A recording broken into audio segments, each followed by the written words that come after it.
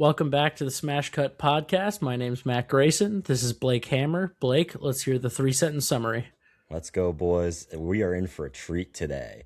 Patrick Swayze is Dalton, a bouncer who loves martial arts, philosophy, and raw dogging painful medical procedures, which makes him the perfect candidate to clean up the Double Deuce, a rough and tumble saloon.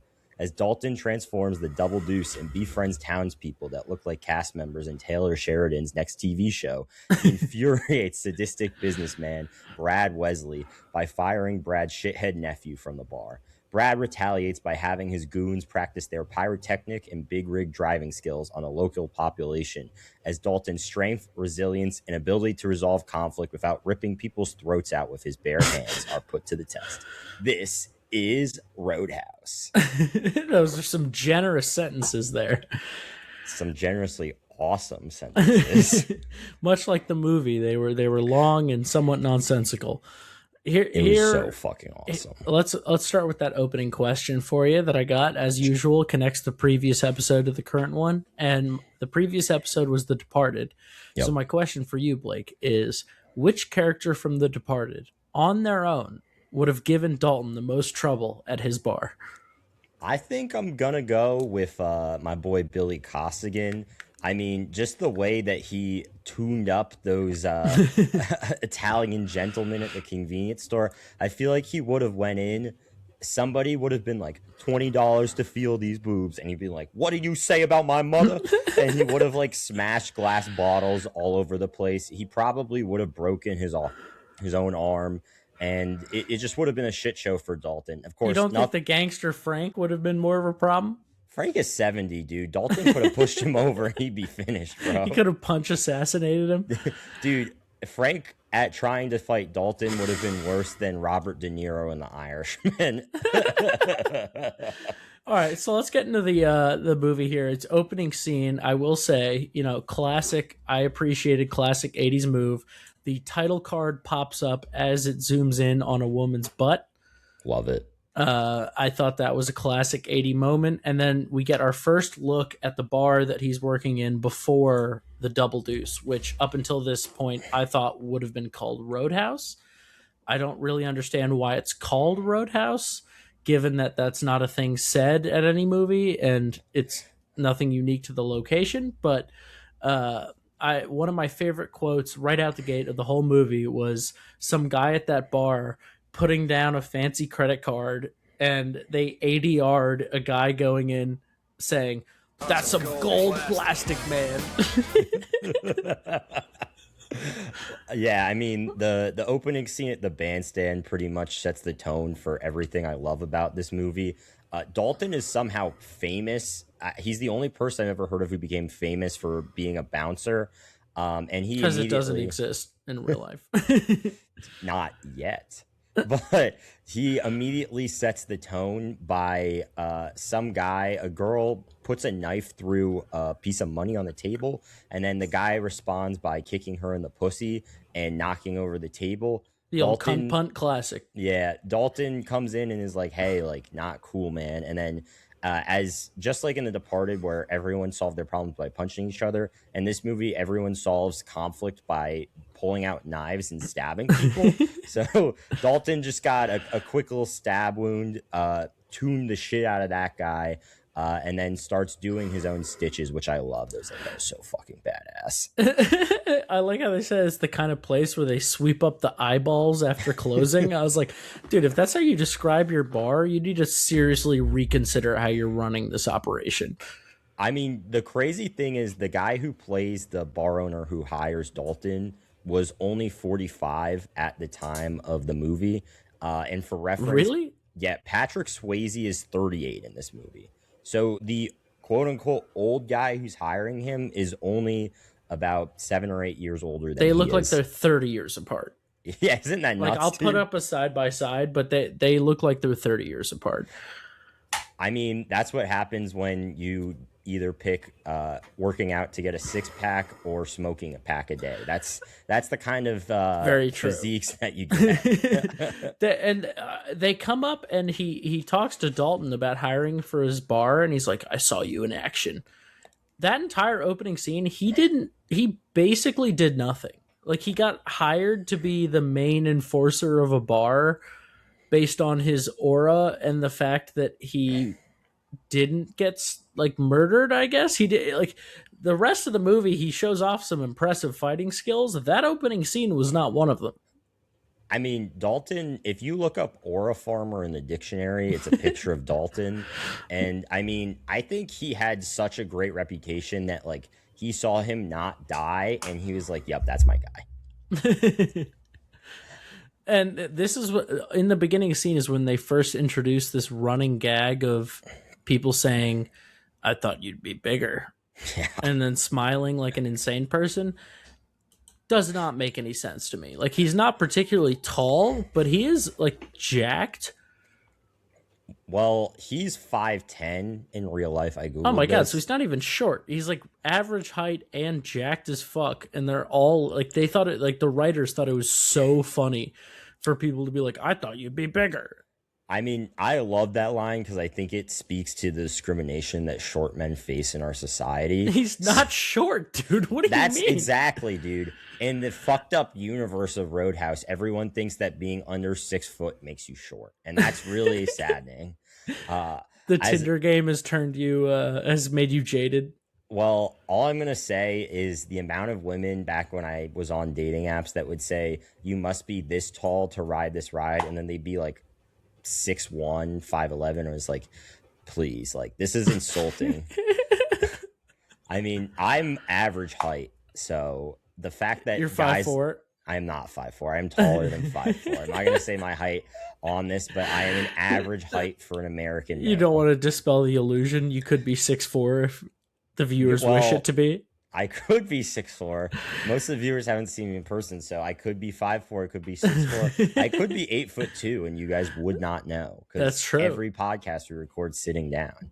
Yeah, that's your chair could be like 6 inches off the ground right now, and they wouldn't know. I will tell the viewers that me and Matt are roughly the same height. So if you think you have two twin towers hosting a podcast, you're probably right. Very true. So this is where also he gives the homeless guy his car. I loved that. And then gets into his Benz. And I'm like, even at the price range he quoted the other guy in the 80s, you are not rich enough to just be handing people free cars. Oh, see, I actually will disagree with that. I did the math on this. So Dalton tells the guy, I need $5,000 up front, $500 a night, and all medical expenses, which from the movie seems like his largest expense. He had exactly one medical expense. No, but in the scene where they talk about and the thing, she's like, yeah, like you've been shot twice, you have 4 steel plates. I just mean in the plot of the movie, he went to the doctor exactly one time. He probably should have went 4 or 5 other times, if we're being real. I think he gets stabbed like at least 3 times in this movie. It's a flesh wound. But anyway, so I did the math on this. So assuming Dalton works 250 nights a year, which I think is fairly standard for a bouncer, he would make $125,000 in 1989 money. Inflation adjusted, Dalton is making about $338K today. So that man. Okay, never mind. That is preposterous. The deal he brokered is actually a great deal, especially when you consider that he's driving a car that was probably very cheap. The little clamshell nightshade, whatever the fuck it's called, Buick that he drives, and then his room is $100 a month.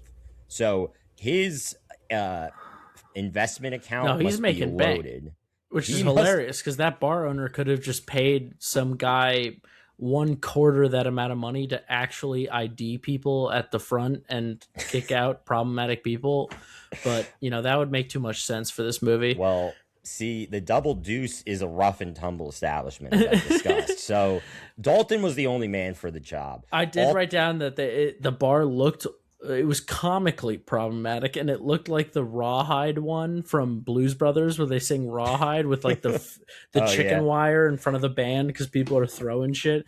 But it was like, there's not a bar on the planet that if it had this many fights every night would still be operational. The other thing that's crazy, so the bar is in Jasper, Missouri, which is a real town. And in the 2020 census, there was about 900 people living there. There are probably in any given scene like 2 to 300 people in the bar, which means either a third of the town is going to this terrible bar every night. Is it literally the only one? Yeah, or people from like the entire surrounding area are like driving into this bar to try to like go to the hospital. So as soon as we get into the mess of this bar, we get introduced to, I don't know her name or the actor's name. All I know is that my girlfriend said it was a girl from Gilmore Girls. I have never watched that show, so me neither. I'm but she is not the sure female bartender with just an unimaginably irritating voice. Oh, I hate it, Carrie Ann. Yes. I absolutely hated Carrie Ann. She was the worst character in the movie. And in her first scene as a bartender, she carries a tray with one full beer and then one beer that is literally half foam to another guy. I was like, maybe she's starting the fights at this bar. Like, if I got a beer like that, I'd be pretty fucking pissed. Yeah, I mean, not to jump ahead, but at one point that character sings and awful. Like, it was not good. I think if you put the two of us singing like a duet in that movie, if we sang like a Lose Yourself duet at it would go over better than Gilmore Girls lady. Yeah, I think it would go over better than Carrie Ann's singing. Apparently her role, from what I hear, is that in Gilmore Girls she's also annoying. But in this movie, I don't think they were trying to do that. I think it was just the unfortunate side effect of her just being insanely grating to listen to. So the original cut of the movie was 3 hours and 20 minutes long. Jesus fucking Christ. I'll get into more in behind the scenes, but one of the main things they cut, which I was very glad they did, Carrie Ann in the original cut had a much larger role, but I think the director wasn't really feeling her either because most of her scenes were cut. Thank God. So this is also where we get the guy offering some random dude in the bar $10 to kiss a titty. No, it was $20, dude. Well, please. It was $10 per. Oh, okay. Yeah, which he clarified. You know, he's on top of the economics of this. Yeah. Also, doesn't ask for the money up front like a chump. But would you in high school would you have taken that deal if that woman was sitting in front of you and someone said $20 you can kiss both titties? Well, as horny as I am, I think I'm a little more frugal, so probably not. I think I would have tried to haggle the price. Like, how about 8 per? Yeah, how about $6.50 and we'll call it a day. Solid $13 and you got a deal. Yeah. I mean, the another thing that I loved in the opening scene. First of all, I just wish that I was around during the time where having just live music at every bar was standard instead of like the greatest hits of Pitbull. I know, dude. Any bar I go to that has like we have one in this town that occasionally does live music, and even when they're not great, it's so much more enjoyable than just having fucking Pitbull and pop music play. And I like Pitbull, but not every time I go to a bar. Exactly.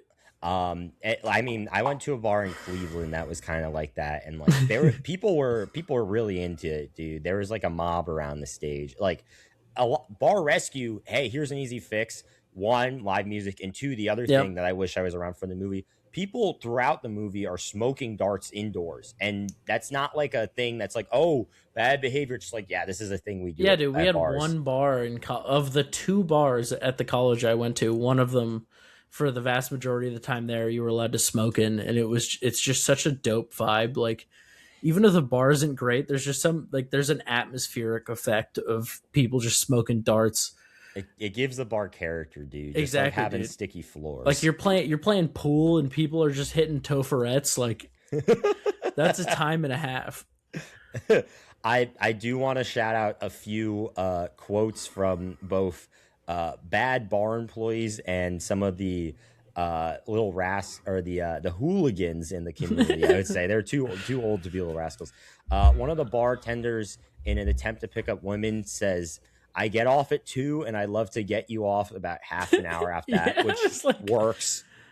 Which perfectly. Is crazy because it's like best case scenario. That means he's lasting 5 solid minutes. Dude, that's pretty impressive. That's a long time.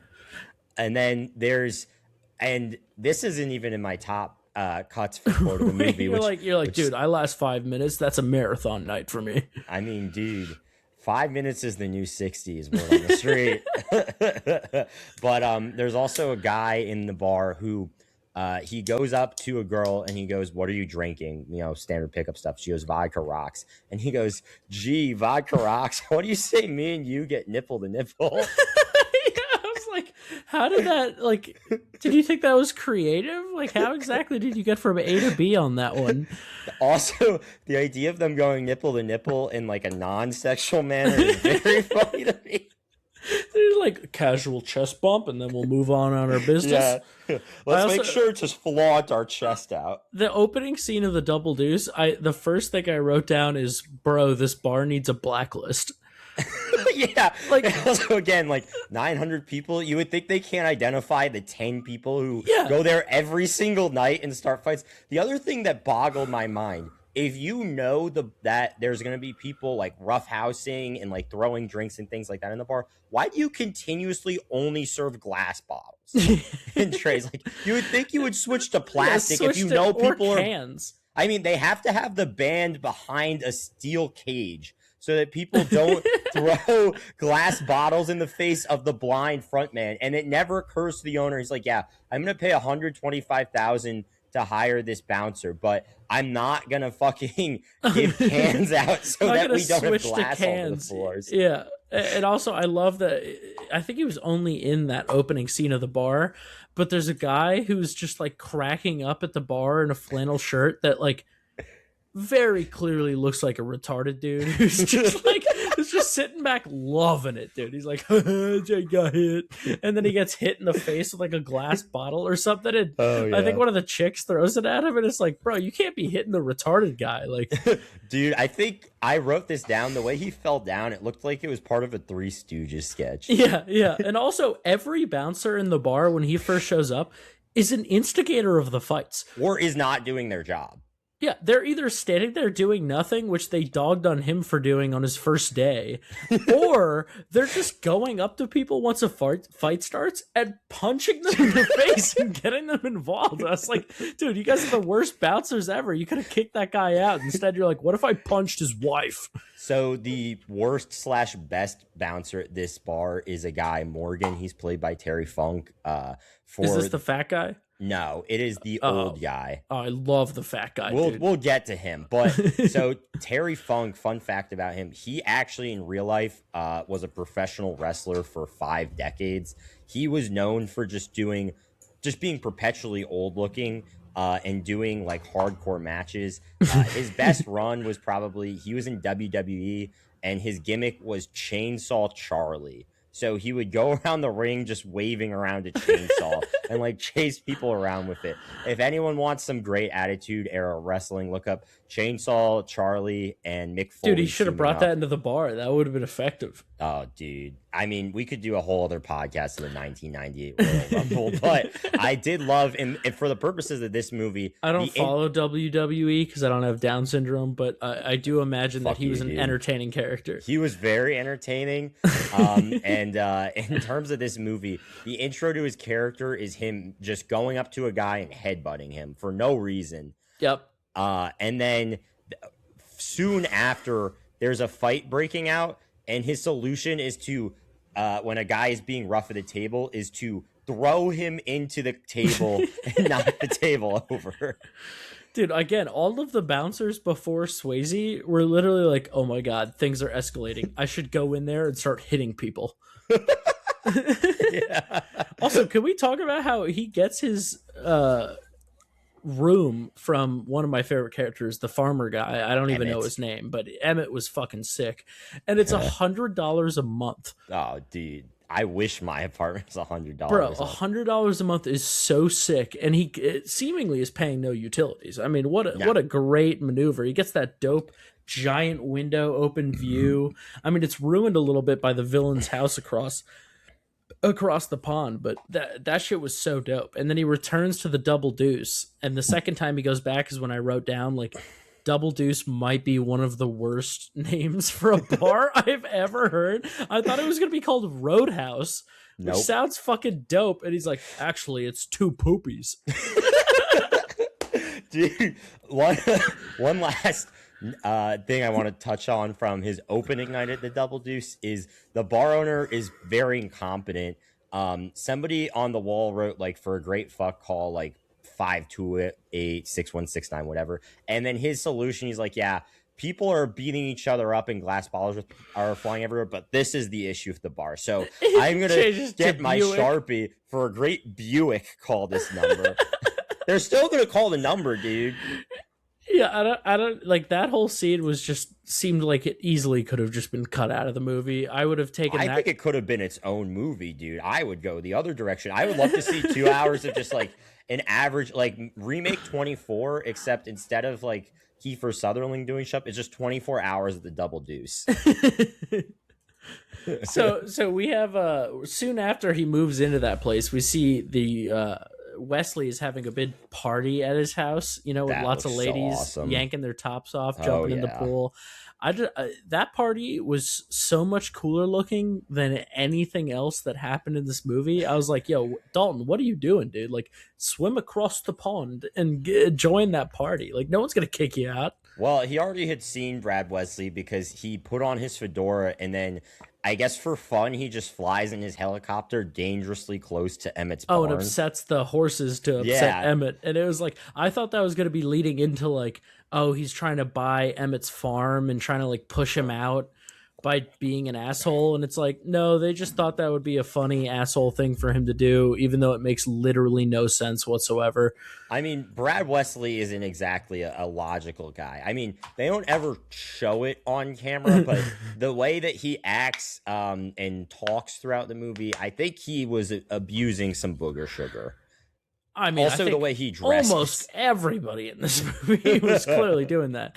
We also have this scene early on of the Gilmore Girls lady showing up at his house unannounced and uninvited to tell him something, and he just gets out of bed butt-ass naked and starts putting his clothes on, and she's like, oh, like looking at his butt, and it's like, for both of you, this is such a strange fucking thing to do. Like, you showed up at a guy's house. How do you know where he lives?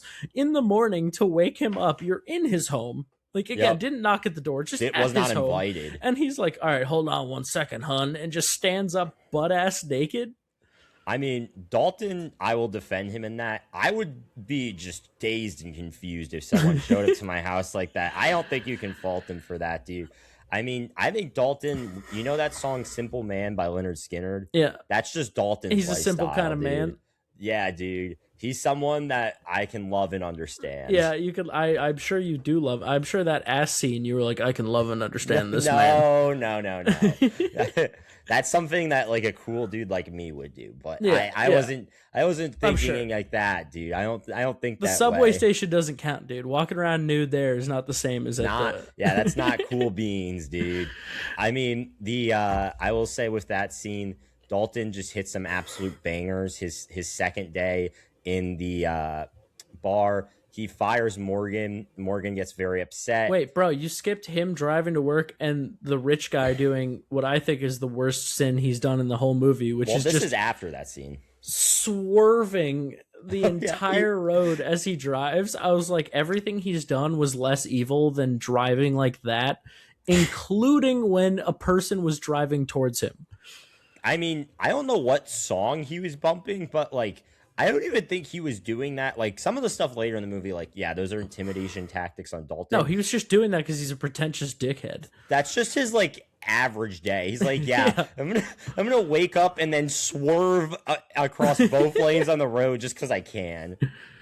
Okay, and dude, what you're about to get into, was that previous to him doing Tai Chi again? I loved that. Because I think he did it in Point Break too, which was the first unreleased episode of our podcast with Patrick Swayze in that. I think he did Tai Chi in that as well. Yeah. Also, another connection this movie has to Point Break. The Denise girl, who is like the blonde girl with big tits, she is the naked girl who attacks Patrick Swayze in Point Break. So he clearly he was like, bring this lady in. She loves to take her tits out. Oh, yeah. Dude, crazy fact about that scene where she takes her tits out, which I'm going to count. Is that the hooker in the beginning that you're talking about, or the one that does the lap dance? The one who does the lap dance. The girl who does the lap dance, she was extremely nervous leading up to the tabletop strip scene. And she was also 19 at the time, had never appeared nude on camera before. And then the day before they were going to shoot, her boyfriend killed himself. And then the producers were like, hey, like, we don't have to film this today. Like, obviously, you're going through a lot. And she insisted on going forward with the scene. I guess she really hated her fucking boyfriend, dude. Holy shit. She's like, yeah, that guy croaked. I'm ready to take my tits out. I mean, that was a phenomenal scene, and we'll get more into the tits later on. Before we get into the second scene, I want to give a shout out to another goated character, which is Jake, the blind lead singer, or Cody. Oh, he's a sick dude. I don't really understand how he's playing the guitar sideways, because like he's blind, but the way people play a guitar doesn't really have anything to do with your eyes. So him playing it differently, I can't tell if that's like an actual thing that like people or blind people would do, or if the director was just like, you're blind, you can't play it normal. Well, I mean, I think the choice to make him blind, the director is probably a Stevie Wonder fan, and he's like, yep, blind people are great musicians, so let's have this guy in here. And is this next scene where he comes back where some guy pulls out just a comically large knife? Yes. To threaten him. And I was like, dude, you'd literally be better off with a Swiss Army knife than trying to pull out this, what's his name? Al Rain, Brad Pitt's character from Inglourious Bastards. He just pulls out like a preposterously large Bowie knife. Yeah, well, I mean, the reason that guy got fired was because he was skimming money off the bar tab. In the same scene, Dalton walks into the meat freezer, I think, of the bar. I don't know what's I think back it was just there. the pantry, and catches him banging catches that a blonde different chick. guy banging a blonde chick, and then the guy goes, I'm off shift, I'm on my break. No, he said, I'm on my break. Yeah. I was like, dude, I have a lot more to say about that lady when we get to a later segment, but that scene was like, I'm on my break. It's like, all right, come on, dude. You know, he's the stealing part I get being mad about, but you know, skimming off the till, but he's on his break. Let him get a little pussy in the back. I mean, who's he hurt? Dude, it's the broken Windows fury on crime, man. You have one guy fucking a girl on his break. Pretty soon, the whole bar is having an orgy. You cannot have that if you want to be a respected establishment. I don't think it ever was a respected establishment. I mean, dude. Dalton establishes for the audience and the other bouncers the kind of clientele they have there. He tells the whole bar staff, he goes, we got too many troublemakers here. 40-year-old adolescents, felons, power drinkers, and trustees of modern chemistry. And he goes, guys, you just got to be nice. And then the rest of the movie, he proceeds to just instigate violence and beat the shit out of people. Yeah, he either sits there and does nothing or starts murdering people. And it's like, dude, your whole philosophy is actually smart. Like, de-escalate, be nice until they make you not nice. Like, that all makes a lot of sense. He just simply does not live that lifestyle. And neither does his mentor. Like, it's clearly supposed to be like, oh, he learned this from his Zen Buddhist mentor, but his mentor is a 60-year-old man that's first instinct is just to punch people in the face. Well, dude, being nice can take many forms. They're punching them instead of shooting them. You know, that's true. There's also a scene in this where one of the goons, or he grabs a goon and is like, say you're sorry. Yeah, apologize. And then he swings at him. And it was like, bro, like, what do you think that's going to... You think this guy is going to apologize? Are you kidding me right now?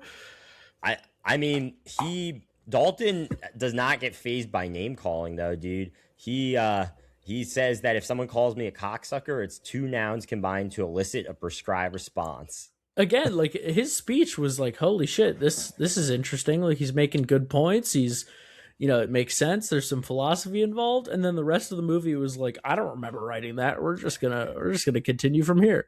Let me ask you, man, would you have wanted to watch the movie if Dalton was a pacifist? I wouldn't. He wasn't a pacifist, but he was an intelligent man who was like, I'm a cooler. My job is to de-escalate. And then in the rest of the movie, they show like one example of him doing that. And then the rest of the movie is him literally ripping people's throats out. So like, I don't think he's very good at his stated job position. If anything, he should be like an MMA fighter back then. I mean, I think some of the cooling scenes got cut out of the movie, dude. Unfortunately, the full Does cut was not released. does seem like, well, I would rather blow myself than watch 3.5 hours of this, but I I thought would this pay movie. $100 to watch the extended cut.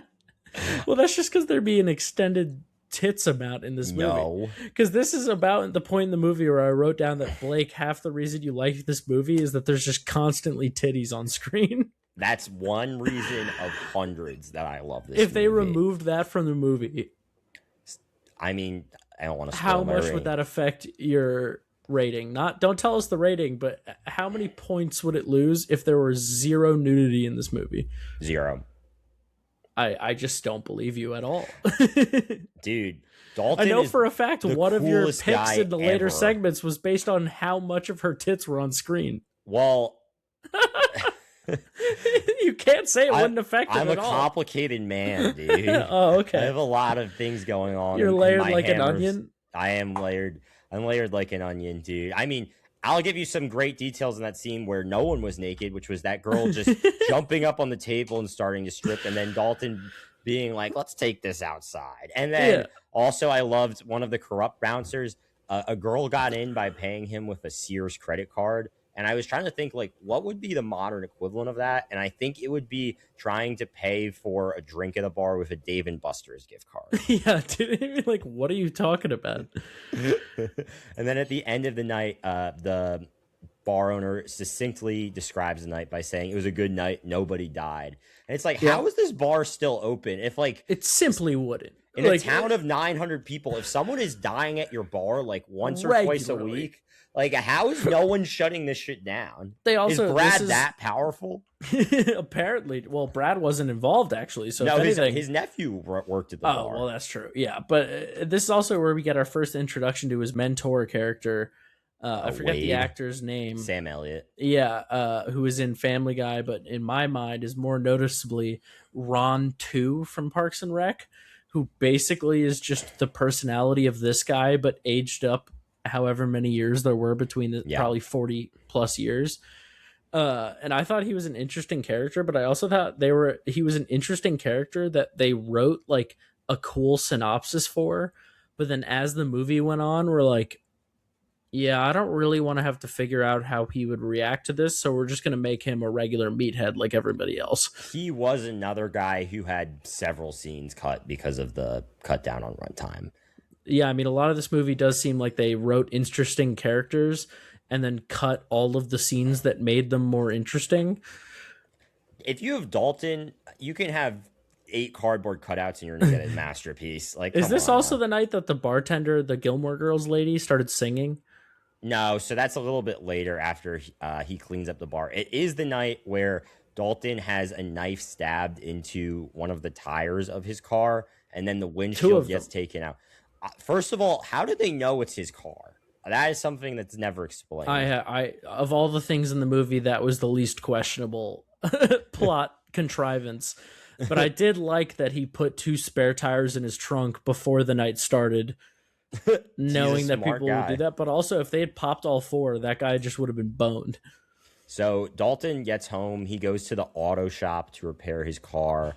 And before that, he also has some sick Tai Chi moves, which one of my low key, I didn't realize this till this cut. There's some very funny shots in that scene of Emmett watching him do Tai Chi, and he looks so concerned. It looks like he thinks that Dalton is like possessed or something. Well, because if you think about it as like, especially in that time where that wasn't like, nowadays everyone knows what Tai Chi is because of old people. Yeah. But back then, which is telling for the people that do Tai Chi, but back then, like, imagine you just you're a farmer and you look across the pond and there's some dude just fucking in slow motion for like 30 straight minutes. You'd be like, oh my God, that guy is clearly, well, given the time period of this movie, they'd have been like, oh, is he hitting the liquor? I will say the best comp I can make for that is the Breakfast Club, how Molly Ringwald's character eats sushi. It's like, oh my God, she's such a rich girl. What a bougie bitch. And now you can literally buy sushi at like 7-Eleven. You can get it at a gas station and get stomach poisoning for like $6. So soon after this, Dalton starts his last major act to clean up the bar, which is firing Pat, who is Brad's shithead nephew. Yeah. And his response to that is that he is going to try to stab him repeatedly with a knife. So Dalton responds by roundhouse kicking him through a window. And then his fat associate Tinker just starts punching random people. Classic maneuver. Good stuff. Good stuff. Yeah, and this is the night that we have Gilmore Girl lady singing, Yes. which could not have been more obviously dubbed. Thank God. If they had the lips not line up. Like, even the lips not, if they had the lips not line up with what she was saying, it wouldn't be any more obvious than it already was. So that scene, the director of the movie, Rowdy Harrington, he actually defended keeping that scene in the final cut because he said he wanted to show how the other bar employees are blossoming under Dalton. Oh, yeah, that's not at all the vibe that I just got, that she was a drunk, annoying bitch who wanted to sing in that on stage. This is also the first scene where we see the blue monster truck. Oh, yeah. Which, outside of the one scene I know you're a big fan of, makes literally no sense at all. Dude, Brad is rich and on coke. That's the explanation for 90% of the things that him and his goons do. No, but he's not driving it. Like, his goons are pulling up. Yeah, but his goons are pulling up to the bar in a car that gets like 0.2 miles a gallon. They didn't use it. Like, they literally commuter drove a monster truck to a bar. That's so fucking badass. And then they all pull up, and this is a line that I did like a lot, which is him saying, Dalton saying, "We're closed," and then the assholes are like, "Then what are all these people doing?" And he's like, "Drinking and having a good time." I was like, that's a sick line, That's dude. pretty Like, dope. imagine you're at the frat and someone pulls up that's blacklisted, and you're like, "No, we're closed." Like, what? What are all these people? They're having a good time. We're closed. That is also the scene where the guy comes in with a knife like attached to his shoe. I've never seen this before. Knife shoe, dude. Yeah, like, Yeah. what is he, the fucking Joker? and that was what pissed me off, is because we're closed. What are these people doing? Oh, they're having a good time. Like, that was so badass. Yeah. But then they follow it up with Dalton grabbing the guy and going, "You're too stupid to have a good time." And I was like, oh, like, come on, dude. You had such a cold line, and then you just followed it up with something that, like, a grandfather would say to their child 20 years ago. I liked that line, to be honest. I mean, I think the reason that those guys were there and not the usual crew was because the usual crew's attempt to take Dalton out by stabbing him because one of them got fired was so bad that Brad literally had to call them out and make them apologize to him publicly, which was a scene I loved. And that scene, the fat guy Tinker, he's like, "I'm sorry." He's like, "I believe." He was like talking to him like he was his dog. He's like, "I believe you." Because he is, dude, the whole movie. You're a good boy. And then the O'Connor guy, who's just the punching bag for literally every other character in the movie. It's like, "I'm sorry, boss." And he's like, "I don't believe you." And he just starts beating the shit out of him. And then it's the like, other dude, dudes just stand there. Yeah, one of them was laughing.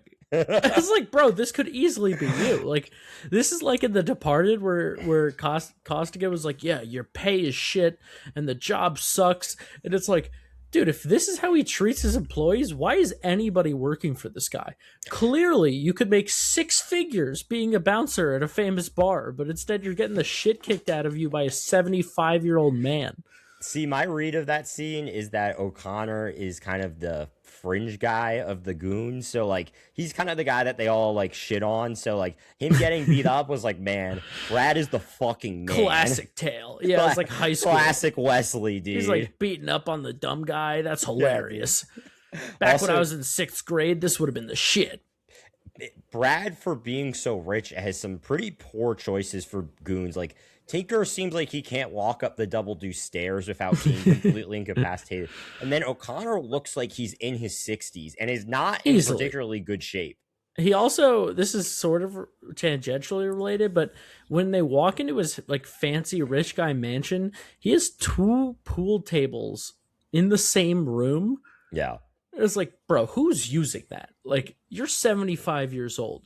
The big party that they showed had like 25 people. You're saying those 25 people were hitting 2 pool tables in his fucking foyer? Like, You didn't see the pregame for the pool party, dude. The girls were getting loose because they kept losing games of 8-ball, man. you know, that might have been it. Who's to say? I mean, back then that might have been the main source of entertainment, I guess.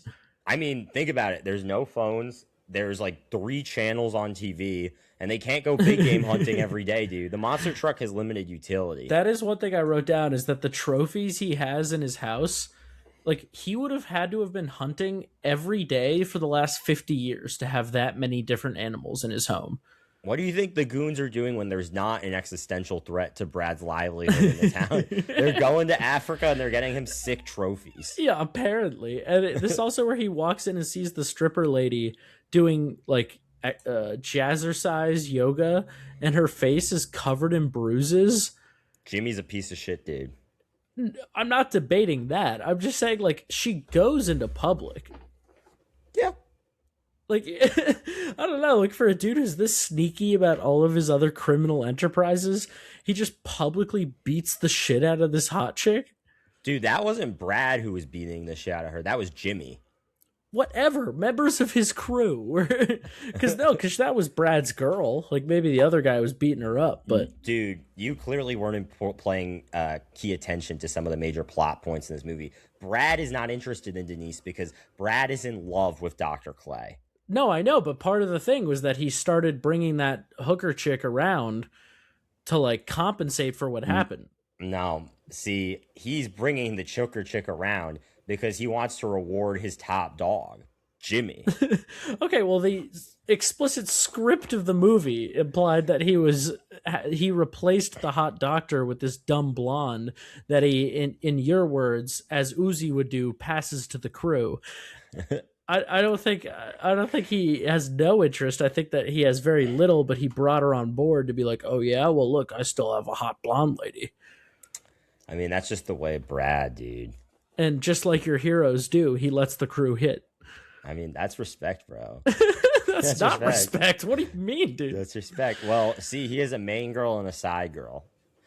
Dr. Clay is his main girl and Denise is his side girl. He hit Denise once and he's like, all right, I'm kind of bored with this. So, like, the goons can fight it amongst themselves for them. And then Jimmy, obviously being a martial arts master, probably won their, like, mud wrestling tournament. Yeah. So now so he you has respect dibs. that move of passing a girl around to the boys?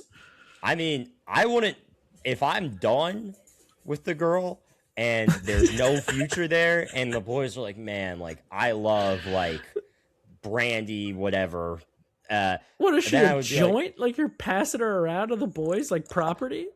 Well, no, it's like, I'm not going to be like, you're going to fuck my friend now, but I've been like, hey, like, I don't think this is working out, but my boy... She's on the table? My boy Jimmy is really cool, so maybe you guys should hang out. I'm setting up my boys, dude. That's raft as shit. Okay. You're framing this shit like I'm putting her up to auction. I'm not saying she has to do anything. I'm just introducing her to my pals. Oh, okay. Well, moving past you introducing the ladies to your pals, this is another scene where it was like the third instance of it, but Patrick Swayze in this movie is objectively cool, but He's the so way he fucking sick. walks is so gay. Like, I don't know what it is. Maybe it's the clothes he's wearing, but he walks in that, like, specifically autistic way that, like, the of our high school, I don't want to say his name on the actually I'll just bleep it, this of our high school, We have to bleep this entire part of the podcast, dude. I'm just gonna bleep the name, has that exact... We're bleeping at you. We cannot Okay, have fine, that. I'll bleep both, but he has that exact walk that Patrick love Swayze had in this, which was crazy to me. I was like, how do you, like, this badass character in the movie, and then every time they show you walking somewhere, you look like you learned how to walk from watching movies. So he was actually 25 years ahead of the curve because he was ahead of the metrosexual movement, dude. Dalton is a trailblazer. that is He's true. a man of the future and the past. Oh my god, I can't believe I passed this dude. In that scene where Brad is ranting about how awesome he is, he emphatically goes, JC Penney is coming here because of me. Also, right before that, he goes, we got a 7-Eleven in this town. Yeah, and was like, dude, the JC Penney line, I was like, that is a more apropos comparison to the David Buster's is coming to this town because of me. So after Brad is emphatically rejected by Dalton, Dalton goes to the laundromat and he decides it's a good time to call up his boy Wade, who is currently bouncing for the wet G-string contest. Yep. And then he shows everyone how badass he is when war veteran tries to run on the stage and he goes, "Take it easy, Rambo. I know you want to save the world from commies, but you got to do it from down here." It's also funny because at the start of the movie, Dalton tells the owner of the Double Deuce, like, yeah, you should hire Wade. He's the best bouncer. And his best bouncer is his job is to referee wet t-shirt contests. Well, the entire movie, like anytime he fights, clearly, unlike all the other guys in this movie who are like preposterously built and whatnot, they did not teach him how to fight at all. Oh, they did. Well, apparently he learned nothing because he comes in there and he literally holds his fist like it's the 30s and he's about to box and then he punches like this. Oh yeah. And it was like, dude, yeah. Sam Elliott, like who do you think he is apparently knocking out guys 4 times his size and half his weight by punching like a 12-year-old girl. And also right after they introduce him, they cut back to the Double Deuce. Yep. And the Double Deuce has literally turned into a different bar. That's the power of Dalton. They redid the entire interior, the outer sign, the table sequencing, the bar, everything is completely different. I was like, it has been 7 days since he arrived here. Yeah, that's the power of Dalton, dude. I mean, who else could do that to a bar, dude? Who else? Apparently nobody but Dalton and maybe Wade. You know, if they got Wade in the mix earlier, they could have been a 5-star hotel by the end of the second week, but they neglected his abilities. I mean, as Frank, the bar owner, said at the start of the movie, he recently came into some money. So that's what he used the money on. Half Dalton, half renovating his bar. And I think, had he already been to Dr. whatever her name is? We were long past that scene. Okay, yeah, I remember you brought it up. So when she comes back after the bar has been improved, after Dalton rejected Denise, she literally was like, "Let's go back to my place and fuck," and he was like, "Nah." I was like, "Dude, I would have folded instantly in that moment." You would have folded before she got to the "let's go back" part. This is a man with a wheel of a champion. Or he's just gay, considering the woman he falls in love with looks like a man. But no, she does not, dude. That is an insult to Dr. Clay. But he like her second scene, the first one was just them like casually kind of flirting. And then in the next scene, she's like an intense love interest. And I literally wrote down, I was like, "Dear writers of the movie, why should I give a single fuck about this lady that you haven't given me any reason to care about?" What are you talking about, dude? She met Dalton once and she was hooked, as is everyone else, because he's the coolest guy ever. They just went from he meets her to he is an intense part of his emotional arc. And I was like, this is literally a lady he's spoken fewer lines to than the Gilmore Girls woman. Dude, when she showed up in a picnic table dress, it was over. I did write down picnic table dress, and I knew that was the scene where you were locked in, even though she looks like a man. She does not look like a man. I'm gonna put up. We'll get to it later, but I'm gonna put up a side by side that would beg to differ. This is a disgraceful image. Whatever you're putting on screen, this is just an insult to. I'll do a little sneak peek, enjoyers everywhere, but it's gonna come up later. Kelly Lynch could absolutely get it, and you're lying if you said that you would not be interested in Dr. Clay. I suppose if I was a single man in that time, like again, like on this pod, when it gets down to it, we're splitting hairs. Like any woman in a movie, for the most part, is going to be objectively attractive, except for Carrie Ann. No, I think she's like a pretty lady. She's unbearably annoying, but like she has a pretty face. I would say her haircut was just. It's not awful. Great, but again, I would say like on a face basis, she's as attractive as fucking Dr. Trans Man. But she doesn't physically repulse me. I'll give her that. That's the bar, dude. Well, I get disgusted pretty easily. Sometimes I'll look at myself and be like, "Oh no, Jesus Christ!" Well, so he puts on. I think this is when he invites Dr. recently became a woman to his apartment, and he puts on the radio, and the first song that like they're not into Yeah. sounds like it's coming from the radio, but then when he find, which I believe is what is referred to as diegetic music, where it's actually in the movie, and then he switches to the song that's like the sexy song, and it very clearly switches to post-production music, like that they put over the scene instead of recording the radio speaker in the scene. I think whatever song was originally in the scene, they could not get the rights to. Possibly. It was just insane to me that they didn't realize that and then dub the first song so the next song you wouldn't notice it. Instead, they were like, let's keep the original recording and then have the next song feel like it's playing on Spotify in the background. Matt, you're watching this movie for details, and you should be watching for vibes, and you're not getting it because that scene was fucking hot.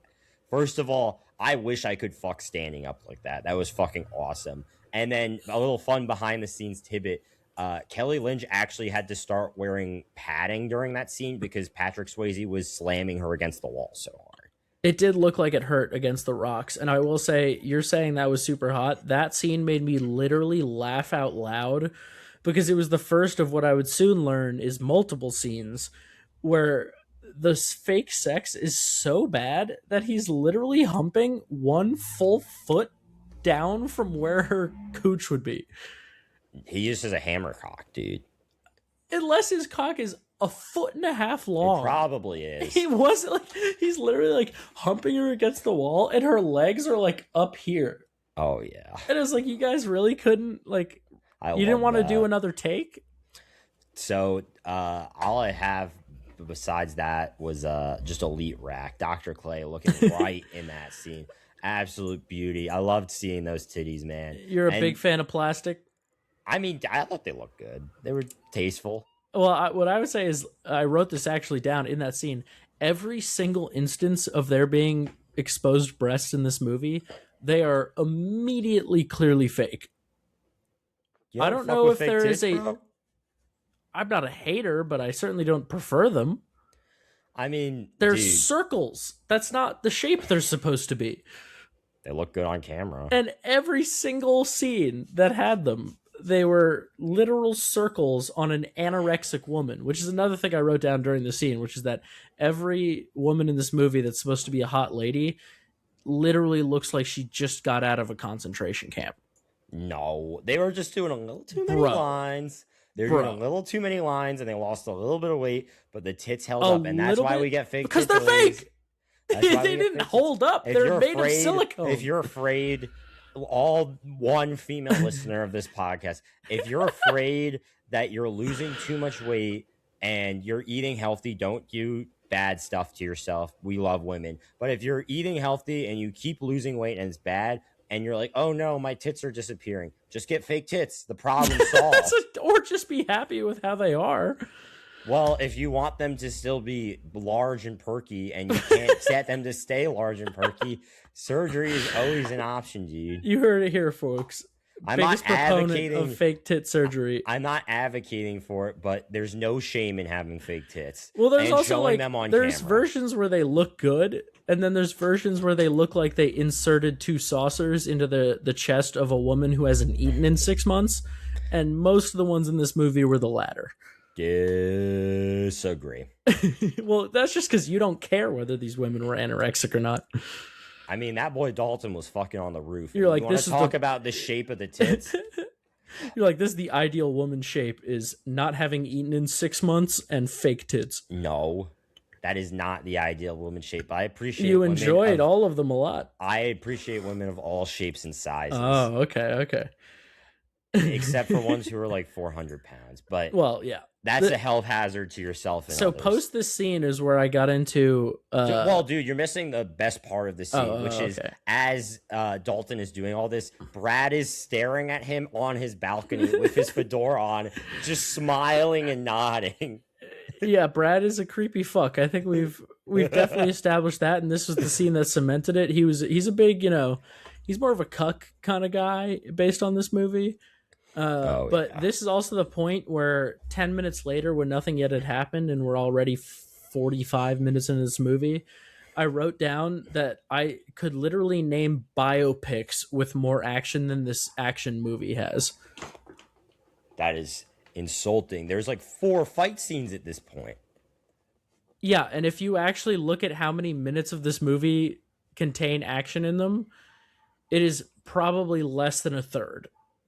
Patrick Swayze thought he wasn't going to live through production because it was so intense, dude. And you're insulting him like this? That is tough. Well, that's probably because he had to do 80 takes a day for 4 hours of movie that became an hour and a half. But even that, and also actors back, if you think actors are prima donnas now, in the 80s, dude, this guy literally just got to like have a professional chef cook him meals and make $2 million to fake punch people. And he's like, oh my God, I almost died from how grueling this was. I know that there are people who do roofing in July in the town I live in, but what I do, that's real struggle. Dude. Dalton's so cool, it doesn't even matter. Well, it was, I mean, speaking of cool, so Brad will not give the bar liquor. So the liquor shipment guy, the delivery driver, I don't know why I can't speak. The delivery driver shows up and Brad's goons just start smashing cases of the whiskey. And Interference. Dalton comes in and saves the day. He roundhouse kicks the guy. He does a reverse headbutt, which is badass. But well, actually, he gets his shit kicked in. After he already kicked the shit out of them because they fought dirty.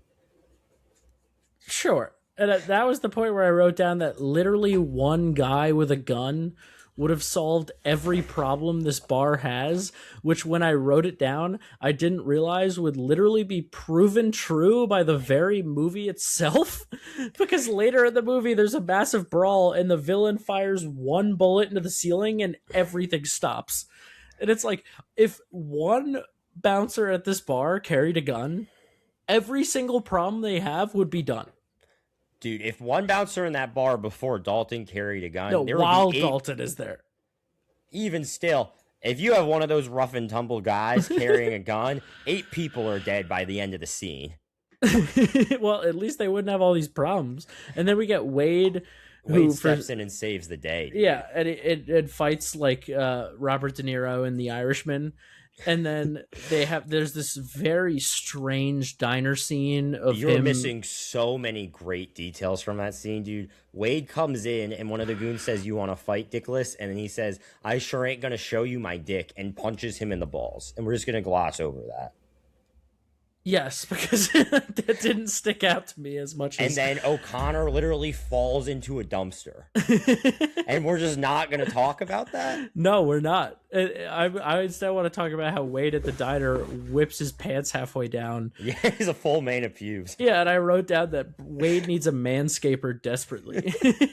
I don't think Wade had ever shaved his pubes. Like, well, I don't think most life. Men in that time period, I think that, like, given how little respect they had for women back then, they were like, you need to shave, but I'm a guy. Dude, you could just slash through the jungle. Have you seen 80s bushes, dude? It was rampant with everything. Yeah, but that was like the tail end. That was like when it started. Dude, I have seen quite a few 80s bushes. They're pretty big, dude.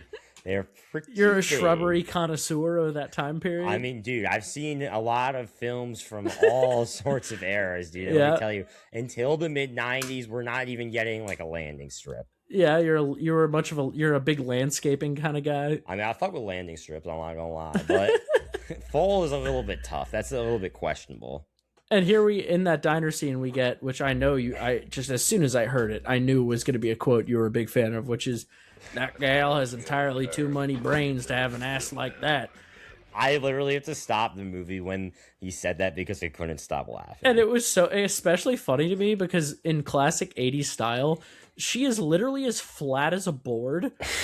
But in the 80s, that was like, oh my God, dude, like, she's anorexic and her butt is almost shaped differently than the rest of her body. That's when you weigh 105 pounds and the rest of the town weighs 95, you're a smoke. Also, once again, not giving enough credit to Dr. Clay, who did have a great ass, by the way. She's hot, like, she's an attractive woman, but again, like, she had, like, you have a bigger ass than that woman. That's not a great sign. I have a dump truck, dude. Exactly, dude. She would have been jealous of that. I mean, not everybody can be shaped like the Hammer, man. Yeah, not everyone can have that hammer form. Yeah, hit the squats, guys. Come on now. I So, mean, right unless, after he says that, he says something super cool too. He says, "When a which man is sticks what? a gun in your face, you got two choices: you can die or kill the motherfucker." That was so badass. Yeah, Also, I think Sam Elliott is the white Morgan Freeman. just because his voice is very distinct and famous. Yeah. Yeah, I see that. I see that actually. I can see that. Uh, Unless I'm missing something, the next thing I wrote down was about the building blowing up. They blew up the auto parts store. Brad did, Oh yeah. and And I then just he thought, drops a hard F. yeah, and I thought that was pretty cool. You know, some practical effects blowing that bad boy up. I hear the behind the scenes of that sequence was somewhat controversial. Oh really? Oh yeah. The people who lived near wherever they were filming the movie thought that the actual movie set was on fire. That happens. Yeah, I mean, I assume they did that in the middle of nowhere, not like on a movie set in central LA. Dude, half the movie was filmed in central LA. Apparently, yeah. And this is where we get a real intro to the bad guys. The bad guy Patrick Swayze. I forget his name. Jimmy. Yeah, but he makes his Well, first like big appearance at the bar. yeah, after Denise does the hottest strip scene of all time. And Of all she, time? well, of the hour of this movie we've watched to this Okay, point. okay. I was gonna say I could probably name 10 movies with better ones than that. I mean, in my mind, there's 100 top strip scenes of all time. Bro, Jennifer Aniston and We're the Millers beats that scene. Where are the tits in that one?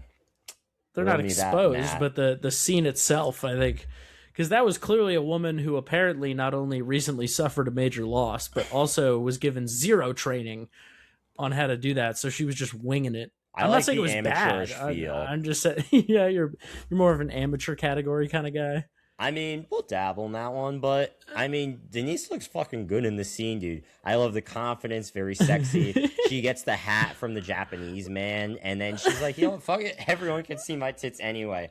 And then the scene is ruined when the only not cool thing Dalton does is when he says, "You're gonna have a pet, keep it on a leash." Yeah, I mean, I do think there's a little bit of queer coding going on in this movie with Dude, him. you say that about every movie we watch. It's literally just been this one and the one about men pretending to be women. And The Departed.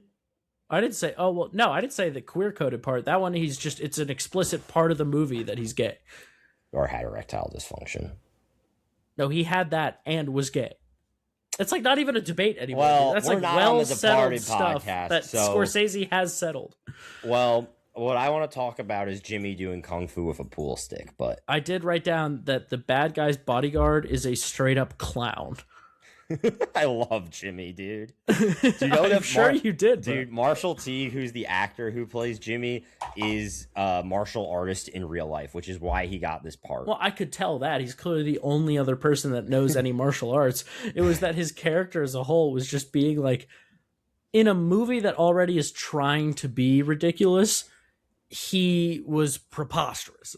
Oh my god, dude, Jimmy was so awesome. And then he hits him dude. with one of the all-timers of this movie. Your ass is mine, boy. I loved that one, dude. And you're telling me this movie isn't queer coding? We have Patrick Swayze stopping a woman from showing her tits, followed up by another jacked man taking his shirt off and saying, your ass is mine. There's like 10 times there's tits in this movie.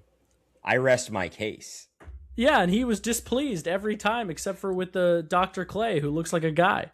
Well, wrong. And also it's because he's a gentleman, and they're trying to keep the bar a classy establishment, dude. Yeah, if she yeah. did that behind closed doors, I'm sure Dalton would have been hooting and hollering like the rest of the audience did. But we need to make sure the Double Deuce can be a classy joint where the band doesn't have to hide behind a cage. Oh, okay. Yeah, and then following this showdown, which is also where the villain fires the gun, which stops all of the problems, as if that could have been a strategy the entire fucking time. This is a classy on the bar's joint, half. bro. Apparently not, because there's a striptease and a gun being fired in it. Which Dalton is trying to stop. They also let all of these people in after they exploded the building next door. There were too many of them, dude. And There also, were Dalton, 4 of them. He could have just said no. well, you saw the other bouncers, dude. If Dalton was preoccupied breaking up a fight, no one is capable of doing But the anything. fight started after they let them in. Do you think that was the only fight that night? Come on. Yes, this is when they turned it into a classy establishment. I'm sure Dalton had to cool a little bit. All right, well, after this, we get, the reveal that the dealership guy has been conspiring with the other really old white guys in the town that are making up our gang of protagonists. Oh, yeah. Most of my favorite characters. Certainly, I like all of them more than Dalton. Sheridan. We'll get to that later. The dealer guy, just essentially stands there while the villain drives his monster truck up, gathers all of his goons, half the town, and then drives his monster truck through the dealership, which I will say, I thought it was so fucking cool. I thought it was sick. I'm a guy. I obviously like to watch a monster truck drive through a building and crush cars. I'm not an idiot. I know that's awesome. I had a great time. That being said, they don't live in rural Mexico. Like, that would have been a major event, and them being like, well, he pays off the local sheriff. It's like, yeah, he doesn't pay off the state fucking government, dude. Like, there are other cops besides the 6 that live in your 2-mile radius. A man driving a monster truck through a full building in front of a town of witnesses is not a difficult case to pursue. I mean, it was the 80s, man. And they still had cameras and cops in the 80s, dude. What are you talking about? The whole town was afraid, dude, because Brad Wesley owned Jasper. Yeah, so if they went to the state police, they're like, oh no, Brad Wesley's gonna blow up the business I don't own after I witnessed him commit a crime in front of 500 other witnesses, and he doesn't know which one is reporting him. Yes, exactly. I mean, we're talking about the law again. We're getting bogged down in the details when there's vibes in this scene. A monster truck destroyed those Ford cars. He's obliterated the glass, obliterated them. By the way, $500,000 to shoot that scene. That's a real monster truck that apparently, according to IMDb, went on to crush cars around the world.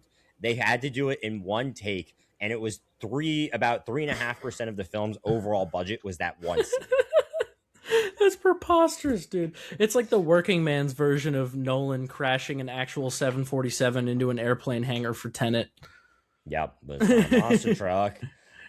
So at this point, Brad decides that literally driving a monster truck through, I think, one of the only 2 car dealerships in the entire town was not enough. So he has to blow up Emmett's farmhouse. Well, right before that is when we see Patrick Swayze doing some strange fake boxing exercise with a dummy, but then rope climbing up to an actual boxing bag. Dude. And it's like, you guys really couldn't think of a second exercise for him to do? Dude, he's training the weak points in his game. He's already a master of like the other 7 forms of fighting. Dude, the first thing was just a thing with a head and balls. Yeah, the 2 most important areas to hit. Yeah, I don't think he's lacking in hitting people in the head and balls skills. You can always use practice. Which is what the punching bag is. It doesn't matter. And so they blow up the farm. They rescue the old guy with his trapdoor pants. Oh, yeah. Emmett, a classic maneuver, having the trapdoor onesie on. I also in case he's got to hit the outhouse in the middle of the eve. When Dalton is going to the farmhouse, instead of just running toward the burning building, he does like parkour moves, and then he roundhouse kicks open the door. And then as the bar is blowing up, Jimmy just runs in maniacally laughing on his motorcycle. Yeah, he drives away basically being like, I did this, come and catch me. Yeah. And then Dalton does come and catch him, dude. He has a crossbody and takes him off the motorcycle. Well, I feel like we're getting ahead of ourselves here because we missed the mentor saying Mijo 16 times in the whitest voice ever was hilarious to me. That was which I do think they brought back in Parks and Rec. The lady that he's banging, this Dr. Clay Cylinder is getting out of control. Says, I care about you, Dalton. And I just wrote down, I wrote the quote that was like, lady, you've known him for literally 16 hours. Yeah, and he fucked her better than anyone in her entire life. Yeah, he fucked ever her. will. He fucked her knee so hard. Dude, again, he's an 18-inch dick. That's canon Oh, I forgot. in the Roadhouse universe. I forgot that there was the Roadhouse canon with his 2-foot schlong. Oh, and then he wants to fight the rich guy, and she's mad at him about this for some reason. And hears about his past, about murdering a guy who like was trying to kill him with a gun. And they like the writers very sloppily tried to do this sort of, I guess you could call it an arc, where like other people are upset at him for the killing, but every single person, including the one in the past that he's killed, were literally trying to murder him. Okay, I will give you that the writing in that scene was not very well executed, and maybe some of those other plot holes are true. That being said, if you heard about and then saw a guy rip someone's throat out with his bare hands, you wouldn't be the least bit freaked out. She should be freaked out from the beginning, but if you're going to establish that she actually sees it, it's one but if thing you're going to establish that she's rumor. head over heels in love with him after 6 hours of talking, and then some guy literally tries to kill him. Yeah, he dicks her down for 3 hours with his horse cock, and then a guy tries to murder him, and he kills the guy in self-defense, and she's like, oh my god, this is just like that story I heard of you also killing a guy in self-defense. What a piece of shit you are. And then he's like, hey, by the way, this rich dude has bombed half the establishments in this town and murdered countless people. I would like to take him down. And she's like, wow, you're a violent man. Maybe not the best screenwriting, but what was, again, getting bogged down in these details when we're missing the vibes. Jimmy literally says to Dalton as they're fighting, I used to fuck guys like you in prison. No, you're getting ahead of yourself, because I have a lot to say on that. Oh, okay. We have the line of him saying like, I have to save the town from this piece of shit, and then Dr. Clay is like, who's gonna save them from you? Yeah, that was pretty dumb. And I wrote down, literally what? Like, that guy again has bombed multiple buildings with people in them in the last 24 hours, and he's like, I want to stop this guy. And she's like, but who's gonna protect them from you? You're a violent man. Yeah, I mean, I understand that the gay ass fucking Hollywood elites are like, you need to have a plot and story in your movies, even though this movie didn't need one. But I didn't really like the execution of that scene. I thought that was a little bit weak. Yeah, this was also the point where I was like, the monster truck thing was silly, but the fact that this guy hasn't been arrested by... Again, the writers were like, well, we said he bought off the local sheriff. So that means that there is no law enforcement agency in the entire country that would arrest a man who has undeniably bombed 3 buildings with casualties. Well, you do miss the townspeople at one point are talking about, they're like, oh, I know a guy up in Springfield with the FBI. So it does sound like they're starting to at least consider building a case against Brad, but after probably the 4th murder and 3rd arson bombing. Yeah. I mean, they never showed these guys to be the geniuses of their day. We'll just put it that way. And I love in this fight scene with I'll Jimmy, say the fight scene of the movie was a fun time, but it was, and again, I feel like I have to balance out your glazing of this movie with some critiques, and they are nitpicks, but well, some of these are just actual terrible plot writing, but this is more of a nitpick, and it's not unique to this movie, but the hits and kicks in this movie were hilariously counter to the laws of physics. Like, they would be bend over a guy and he would like fold his leg up and hit him in the chest, and the guy would go flying like 3 feet back, or they would like headbutt a dude in the chest who's holding him, and the guy would go flying back. And I was like, are these guys hitting like the Marvel Iron Fist punch? Like, what the fuck is happening? Dude, just say you don't understand how to do Tai Chi. I'm not a Tai Chi monk like Swayze. I will say that that man has mastered the art of very slowly kicking people's asses. Dude, I think that honestly, if we get to 1 million subscribers by the end of the year, I'll become a Tai Chi master. I'll sell it right now. We'll have a video of you and I learning Tai Chi. Oh yeah, dude. We'll hire a professional instructor too. Yeah, dude, that'll be a subscriber special for sure. Oh yeah, dude. And so that'll now be the first video on our Patreon. It'll be 2 hours long. We finally arrive at one of the all times in this movie, which is, I used to fuck guys like you in prison, which is that line. Which is not long after he said, "Your ass is mine." Okay, that character might have been a little gay. I'll give you that. He might have been swinging both ways. And then he loses the fight and proceeds to pull out a gun. And I was like, why bro, did you do that to start? Yeah, like you've been having your ass kicked for 20 minutes and you just thought of this? I will say, though, in defense of Jimmy, I don't think him fucking the guys in prison was about homosexuality. I think it was about asserting his dominance. Yeah, like he Mac's dad. Yeah, exactly. Yeah. My dad established dominance over this man. Okay, and then he allowed him to finish. How do you think he got to be the #1 goon in Brad's crew? He established dominance over the other guys. He clapped the shit out of that fat guy's cheeks. Dude, there's a reason they call him Tinker, bro. So at this point, Dalton rips out Jimmy's throat. He spin kicks him in the water. Then I think at this point he just went fully insane. He goes in the water and he goes, "Wesley, fuck you!"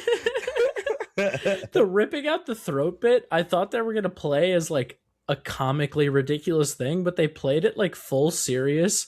That was the correct approach. It was so funny, like unintentionally hilarious. Dude, actually, funny fact about that, Kelly Lynch, who is the actress who plays Dr. Clay, got in trouble on set because she could not stop laughing when they were filming that scene. Because it's fucking preposterous, dude. and when he does that is when she gets all like, "What are you doing?" and runs away or whatever. And it's like, he literally just murdered a guy who was pointing a gun at his head. Like, dude, you don't care that he like beats up random drunk people at a bar who don't know what they're doing, but he murders a dude who's trying to kill him in that exact moment. And you're like, oh my God, violence is wrong. Dude, all I'm going to say, if you saw someone rip someone else's throat out, you'd be a little bit freaked out. Yeah, for sure. But it wouldn't freak me out all that much more than the other guy trying to beat him to death and shoot him in the face. Well, we already knew he was a bad egg. This is news to her. But at this point, Brad gets revenge for Jimmy by saying, "Okay, Dalton, I'm going to flip a coin, and whoever it lands on, I'm going to kill." So his little Joker moment. Dalton, I like Two-Face, or I guess it was Joker. Well, actually, good point. It's a Two-Face Joker combo. He does the flip a coin and tricks him as to which one is happening. Yeah. But anyways, Dalton at this point, very unwisely leaves Wade by himself at the bar and then assumes that Wade just got drunk. I could not get over how a guy was like, "I'm going to kill your 2 people that you love." And he was like, "All right, Wade, you're 75. You just hang out at this bar by yourself and get drunk. I'm going to head out. You'll be fine." Dude, it was the 80s. So at this point, Dalton basically goes fucking postal on Brad. He does, which I thought was very cool, the knife into the gas pedal of the Benz trick, and it just flips into the goons and they all start firing their guns at it and then explodes. It was so dope to watch, but also requires your brain to be off, because it's like, not once during that scene did they fire a single bullet into the windshield. Like, in their mind, a guy was driving a car directly at them, and they're like, "All right, guys, shoot everywhere but where the driver is." I think they actually were aiming for the windshield. I think all of them are just very poor shots. So they just happen to hit literally everything but the windshield? Yep. And then we get another instance of fucking Dr. Lady comparing him to the villain in terms of his, like, violence or whatever. And I'm like, 2 seconds ago, you were heavenly in love with this man because he defends the little guy. This rich dude murders like 6 people, and you're like, don't hurt him. Maybe Brad dicked her down off camera. You think Wesley got her some Stockholm syndrome and Maybe. had a threesome with the beat up stripper chick? Anything's possible in the Roadhouse universe. You would have loved that scene, dude. I would have loved that scene. Just Brad laying it down on Oh, yeah. the dude. stripper girl and Dr. Mann. Oh, yeah. Oh, come on. Well, show late. some respect. Too late. Please. You already said show it. some respect. You already got hard thinking So, about Dr. Mann. No, I am. Never mind. Dalton, you don't need to comment about how soft I am. All right, you're only half-mast. I got you. No. Dalton then goes full ninja mode, takes out the bad guys. I thought it was so badass when the guy throws the knife, he catches it, stabs him. The other bad guy shoots at him, and then he uses the guy as a human shield. Yeah, classic maneuver. It's so fucking cool. We already got past the him basically getting his mentor killed. Yeah. Well, at this point, I'm just going to take over from here. At this point, Tinker tries to attack him, so Dalton responds by pushing him into a polar bear statue. No, he pushes the polar bear statue onto him. Correct. My mistake. He And pushes the polar bear statue onto him. It lands on him. He's incapacitated, and then Dalton goes, "You're made for each other." Which I do not understand. Am I missing something? Fat. Like, what are you talking about? A polar bear is fat, and Tinker I don't think is anyone fat. looks at a polar bear and says fat. That's like pandas. All bears are fat. In what sense? They're like 3,000 pounds of muscle. Yeah, they have a lot of mass. But also, I like how it fell. Like, the head was basically where his dick was. That was awesome. And then in later scenes, it's up here, which makes more sense because why are you knocked out if the falling bear barely hit you in the stomach and your stomach is like 600 pounds of fat? There are a lot of moments where they switched kind of what was going on. There are so many scenes where I was like, you guys really didn't want to do one more take. Dude, the movie was killing Patrick Swayze. They could not have done any more takes. His life was brutal. His life was on the line making this. Also, the fat guy, by the way, the polar bear takes like a full 20 seconds to fall. I wrote that down. The only reason I can think of for why he didn't run away is he's literally too fat to muster up the energy to run away. Like, he didn't need to run away. He needed to move 2 feet to the left. He was too fat, dude. Although that is like a classic trope in movies, though, of like things falling and the characters run away instead of just to the side. This was I liked nice trophy room, except it's missing your ass. Yeah, so you found my trophy room, Dalton. The only thing missing is your ass. It's like the guys in this movie really love to talk about how other men's asses are theirs. Dude, Brad's trophy room was so fucking awesome. The hyena was so dope, and he had just that wall of pictures, probably of all his sick hunts, tribal spears everywhere. Would you have a hyena in your place?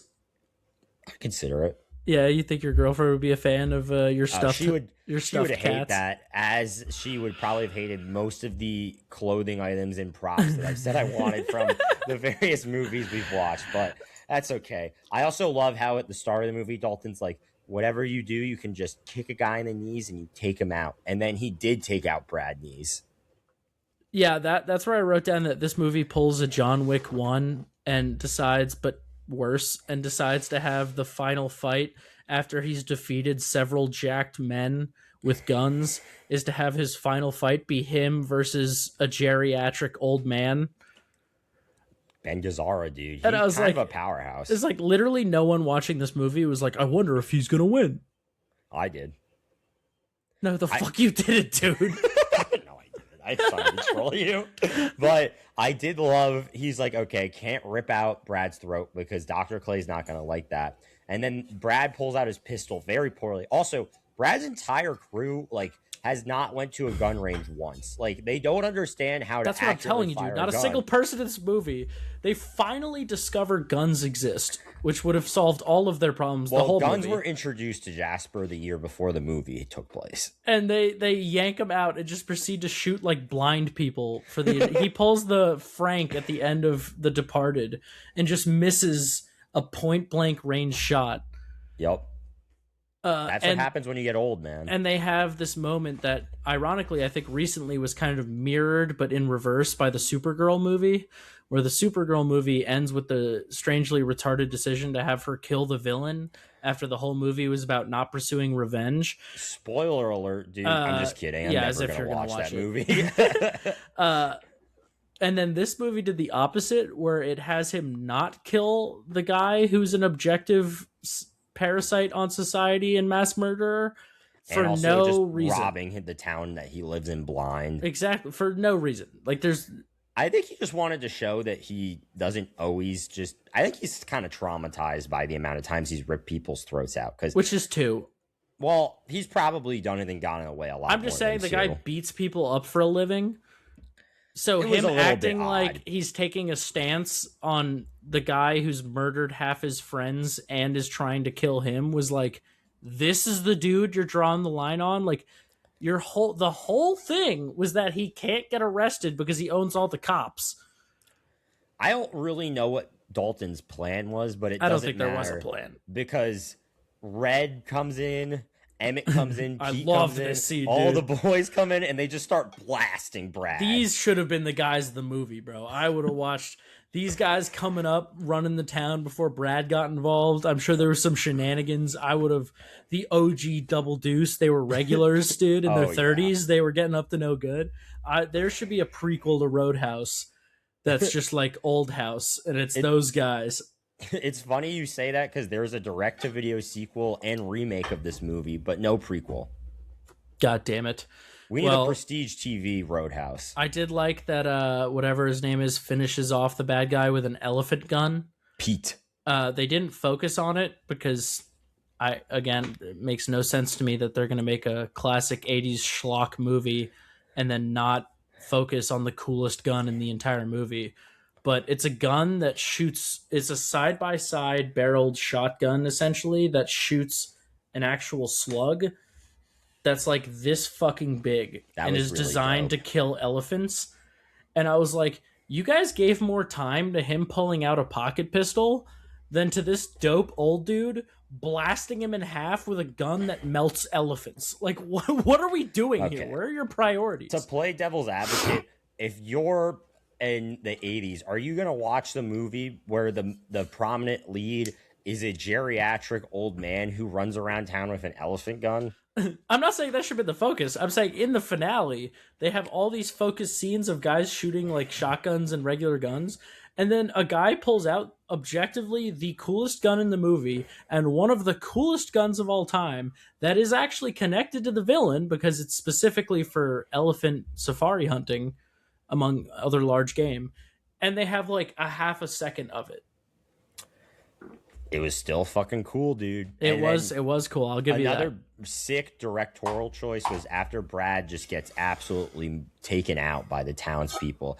The camera pans to the monkeys with like covering their ears. The see no evil, hear no evil. It was cool. And then everyone's like, "Did you see something? I didn't. And then Tinker comes out of the wardrobe. He's like, "I didn't see anything." First of all, on a viewing basis, it was hilarious. Don't get me wrong.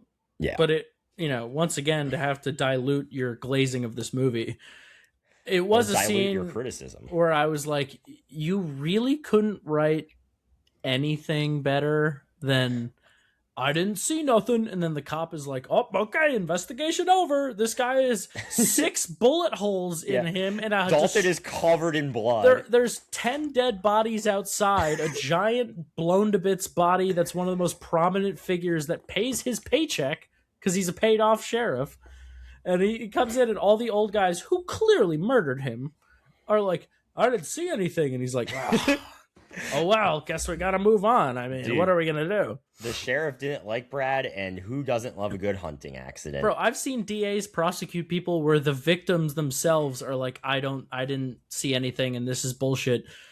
The perpetrators of this crime are like, I didn't see anything, and they're like, well, we got no witnesses. What are we going to do? The sheriff was fed up with Brad's bullshit.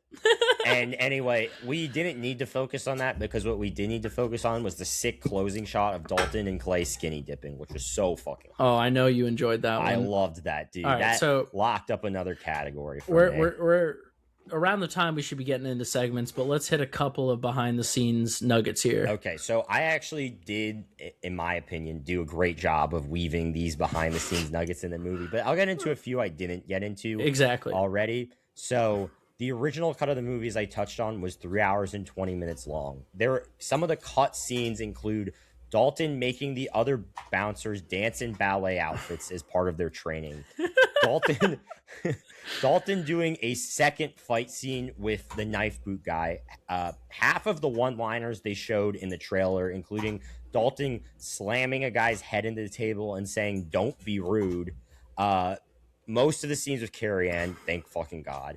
A fight scene where Keith David, who is Ernie, the black bartender, is introduced, where he arrives at the Double Deuce with his girlfriend, and then him and Dalton team up to fight rednecks before Dalton gives him a job offer. What do you mean rednecks? That's everyone at the bar. Well, they make them extra rednecks. Oh, okay.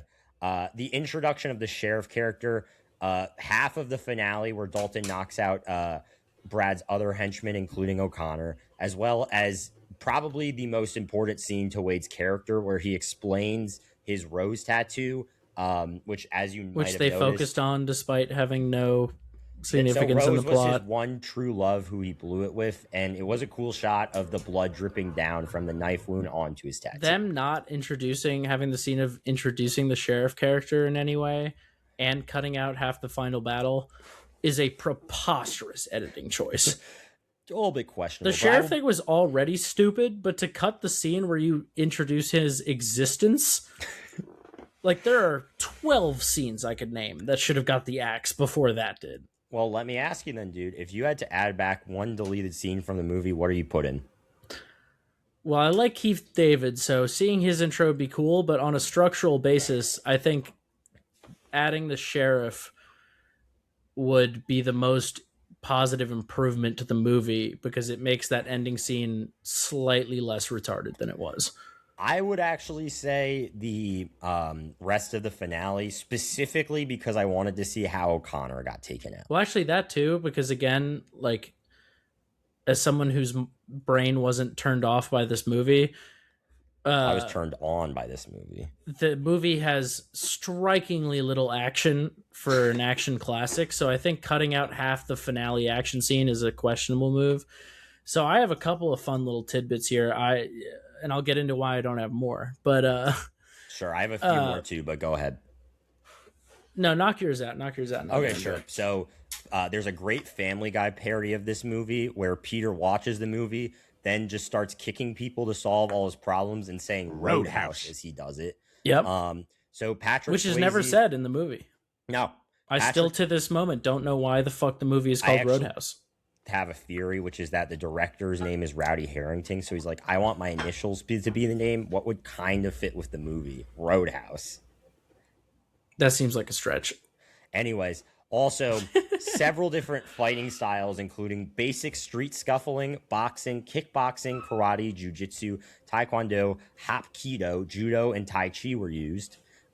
Jimmy, who is played by Marshall Teague and Patrick Swayze, originally did not get along, but then bonded over their dedication to realistic stunts. Their fight scene was largely improvised with real kicks and punches, and the log that Jimmy throws at Dalton in that scene is a real log because he thought it was a prop. Patrick Swayze got injured by this. Patrick Swayze also wrote and performed multiple songs for the movie soundtrack, insisted on keeping his entire wardrobe of the movie as a condition to join the movie, and needed bodyguards during the movie because his female fans were mobbing him. There were 3 separate instances of this. A group of middle-aged women tried to rush his trailer. A bunch of his fans somehow got on a raft for the finale scene and watched the whole thing. And they had to reshoot one of the scenes because one of the women they hired to play an extra as like a cocktail waitress could not stop staring at Patrick Swayze and spilled drinks all over the place.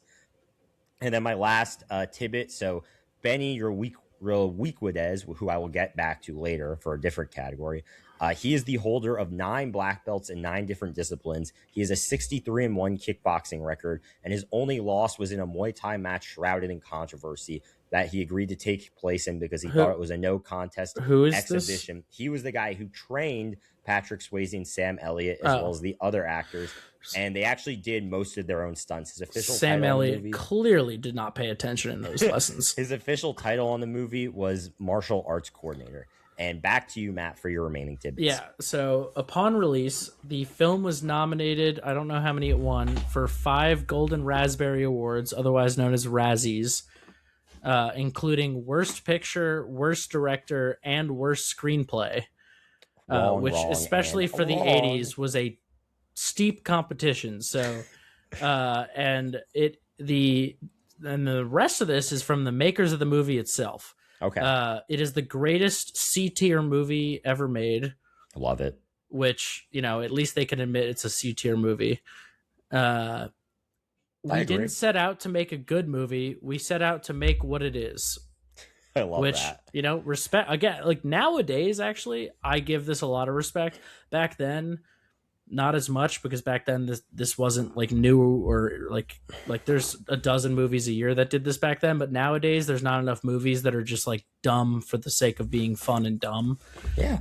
And despite what the listeners may have gleaned from me being the essentially devil's advocate, but in reverse on this, I don't hate this movie. I thought it was a fun time. It doesn't make me cum like Blake, but I thought it was a fun time. And I do appreciate that the creators knew they were making a dumb movie, which is why I disagree so strongly with what I know Blake's rating will be, is because, if the people who made the movie thought it was nowhere near a 10, then I don't know how you can approach that in your rating. But anyway, I'll get into that later, but I will say, for the audience's sake, I think with most movies, although sometimes we will reverse roles on this, I will probably be overly positive and glaze it. Matt may be at times a little bit overly negative and critique it, but that's why we have a podcast together, because either one of us in a vacuum would probably be a tough listen. So we're giving you a fair and balanced perspective. Yeah. And also for movies like this, I tend to lean less into the glazing, because otherwise it would just be the two of us. More. I know, because otherwise it would just be the two of us talking about all this cool stuff and nothing else. But anyway, so the people who were making this movie apparently were mostly winging all of it. That's so there, awesome. There were still scripts and whatnot, but they were just sort of making it up as they go. I love that. All the names come from Western movies. So like the Dalton Gang was a thing, and Wesley and all these other things are from Westerns, which brings me into sort of the final thing, besides writing down that the Family Guy Roadhouse bits might be funnier than this movie, but that's sort of a different competition. Agree to disagree. They talked a lot in the behind the scenes, the director, the producer, about how this was meant to be a modern Western. Yeah, I did see that. But then every single thing that they tried to point out as to why that is was a reference to one movie, which was The Good, really the Bad, and the Ugly. They love that movie. So they literally saw one Western and were like, I understand this genre. I can adapt it to the modern era. I love that. And it was like, dude, like, this is insulting. Like, you're insulting Western movies by saying, just say it's a fun action movie. Don't shit on Westerns by comparing this to those. And then in the end, I had to turn off the behind the scenes halfway through, because I could not sit through another 30 minutes of the director, writer, producer, and one of the guys who wrote the screenplay going in circles saying literally nothing in depth about this movie, because there was nothing to say. Like, yeah, I do think that is the behind the scenes of a lot of movies, though, to be fair. Not like this, though. Maybe this was an extreme example. I have never watched a behind the scenes segment where like 10 minutes in, it was clear that they were just trying to make shit up so it could sound like they had some sort of smart plan behind this. And it's like, every single person is just talking in circles about how they tried to make a fun movie. And I was like, you did, but please stop trying to pretend like there was some like deeper level to this. Like, you didn't make a modern Western classic. You made a movie about a guy that punches people, and it's fun to watch. Yeah. So I do think it should have won the Razzie for worst screenplay. On that note, let's get into some segments. So, Matt, would you chill with the lead of this movie? I wrote, sure, why not? Put yes in all caps. I assumed you would have written down like yes, and I would fuck him. No.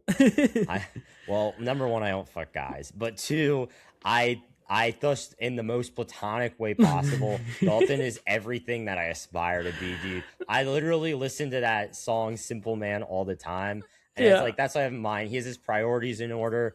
He reads, he smokes Marlboro Reds, he does Tai Chi. He's just he beats people up. He's just a fucking I think if awesome Patrick Swayze dude. came up and tried to give you a kiss, I would say no because he's dead, so that would be disgusting. Well, no, at this time. No, I would say no. I think, and then you were like, no, and then he leaned in. I think you would have been like give him a little peck. No. I could see it. I could see it devolving into, you being one of the guys from prison. No, dude, that was Jimmy. Please pay attention to the canon of the movie. My bad. Okay, you get Eiffel Towered by Jimmy. No. In a strictly platonic way, I loved Dalton in this movie. All right, well, let's hear about Foxiest Lady, because I think for once I'm going to be the one who zagged on this one. Okay, so I will say Dr. Elizabeth Clay, I'll give her full credit, and Denise were throwing haymakers all movie. So Dr. Clay obviously originally took the lead with her beautiful sex scene and just fucking on the roof and being cool. She was losing some aura with kind of her moments later on, and then Denise was doing some cool strip teases, but then Dr. Clay, in WWE terms, climbed the ladder and grabbed the money in the bank when she skinny dipped at the end of the movie with Dalton and was just chill with just being naked all the time and living on Dalton's farm. Right there is why I don't believe that you would have given this the same rating if there was no nudity. Given that the deciding factor for your favorite woman in the movie was that she had exactly one extra scene of tits. Well, again, it's not my favorite woman. It's the Foxiest Lady. There's a difference. But yes, the Foxiest Lady in my book is Dr. Elizabeth Clay. And what pushed her over the finish line? The skinny dipping scene. So there we go. Okay, yeah. So this is a real zag for once. For me. This is a subject where usually you're the one given. Well, actually, you're usually just the Denise fan of the movie. I was a fan of Denise, and I'm usually the Dr. Clay fan of the movie. But in this one, I said, and this is her credit in the movie, Steve's girl. So her name is Dawn Ciccone. It's Ciccone. Yes. She has 0 other movie credits. Dude, I think you have the wrong actress for this. Nope. There is a Dawn Ciccone lady that died somehow famously on the internet. But I looked into this extensively. Steve's girl is played by Dawn Ciccone, who has not been in any other movies, at least real ones that you can find an actual credit for. Dude, her actress is Julie Michaels. She is Denise. No. Yes. I said Steve's girl, not Denise. Oh, you're picking a different character. Okay. I told you, dude. I zagged on this. Oh, you one. Really zagged on this. I thought you picked Denise. Okay, my mistake. No, dude. Go ahead, that would have been too easy. I apologize. Yeah, no. I picked Steve's girl, which is the lady that's getting plowed from behind by the bartender. That when he walks in, he's like, "Oh, I'm on my break." Yes, because I thought, first of all, she was the prettiest lady in the bunch, which adds a little plus to that. She had a very pretty face, and she didn't look like a man. And, I actually don't think I wrote this down somewhere, but Dr. Clay, side by side, which I teased earlier, with Dolph Lundgren at the same age, look strikingly similar. Like, choose love one I time, was looking it up as a joke, but it's frightening how similar Dolph Lundgren looks like Kelly, whatever her name, Lynch, at that age. And when you see the side by side in the edit, I think you're going to be embarrassed. Because if Dolph Lundgren put on a wig, you would have seen him across the room and been like, that lady's hot. But Steve's girl, I thought she was the prettiest one. And I really like how she was just, she was a fun-loving gal. She had some fun in the break room with the bartender. And then when Dalton busts in, her whole thing is just being like, oh, and then he gets fired, and she's like, ho ho ho! Like, yeah, she's just having a great time, dude. She did not give a fuck. She seemed very chill. Unlike Dr. Clay, she wasn't hounding the boys about ripping throats or having masculine features.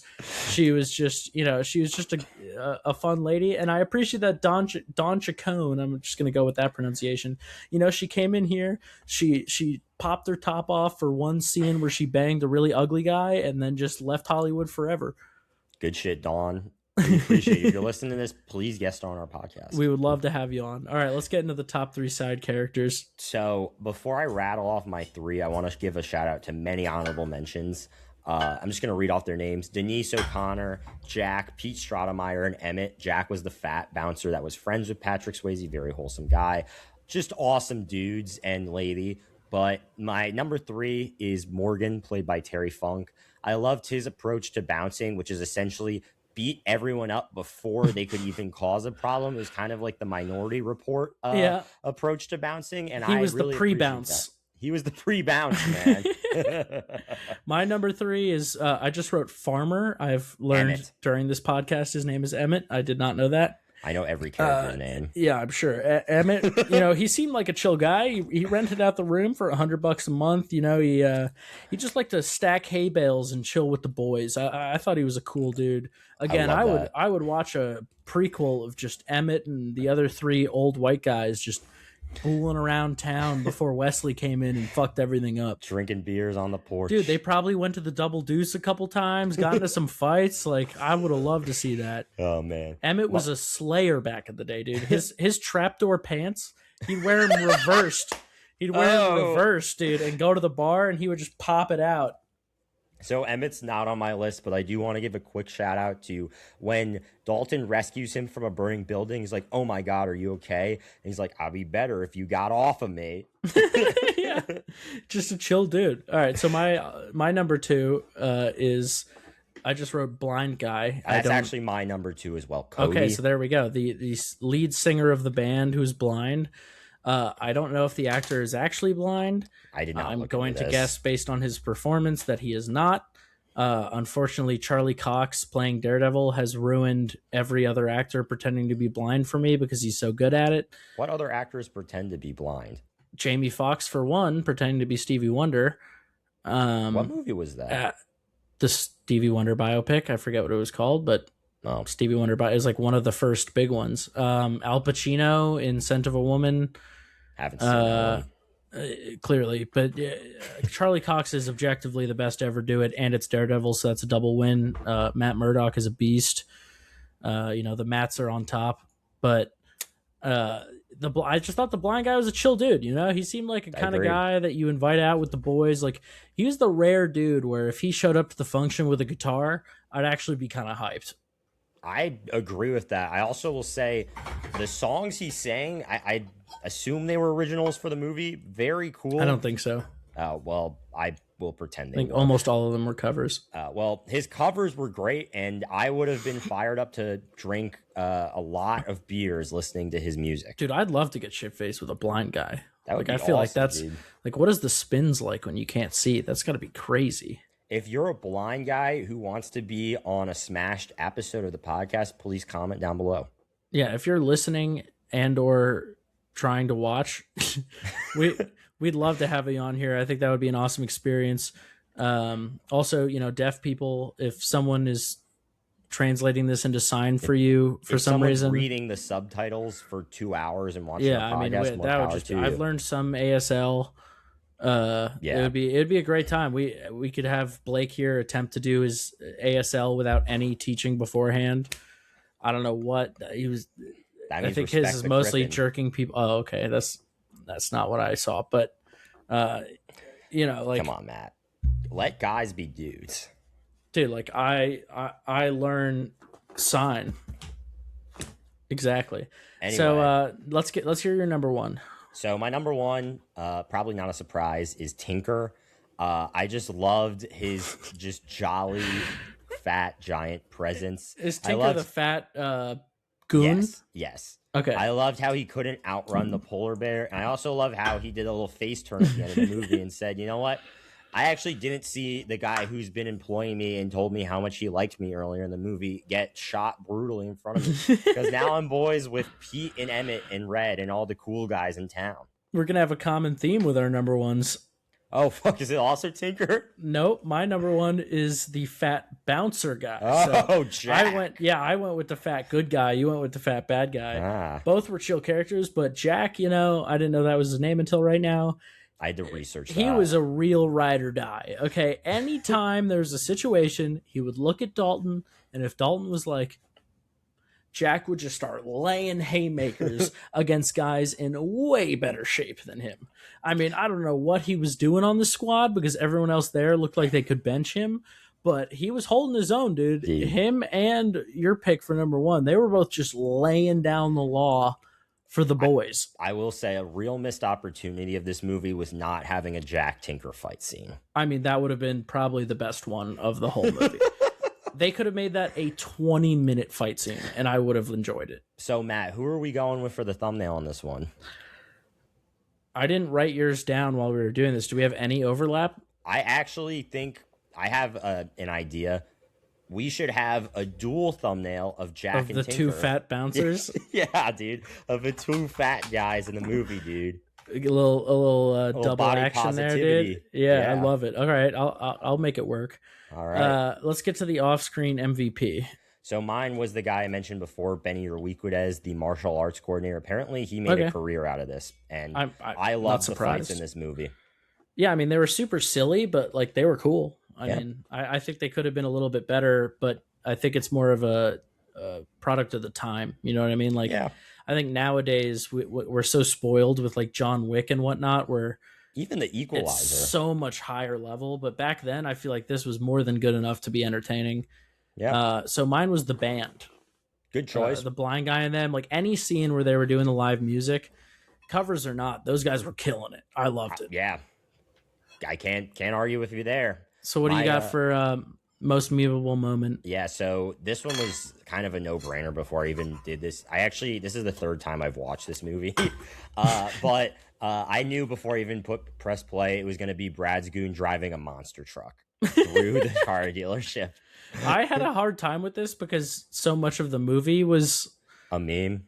Yeah, but I at the last minute wrote down the old dude, I think it was Red or whatever, collecting the guns from everyone and cool. Then just walking back like, I don't know. It's like it's just like a caption, just like me and the boys when the bachelor party gets out of hand. Yeah, honestly, for both of those that could work. I do want to give an honorable mention here to Jimmy just laughing like a madman on the bike. Yeah, that was really out of place for that character too. Like in the rest of the movie, he's just sort of like a meathead. Yeah. But in that one scene, he was like, "What if I was a psychopath?" So like, the director was like, "And then you drive away looking pleased," and he was like, "Well, what if I drive away scream laughing?"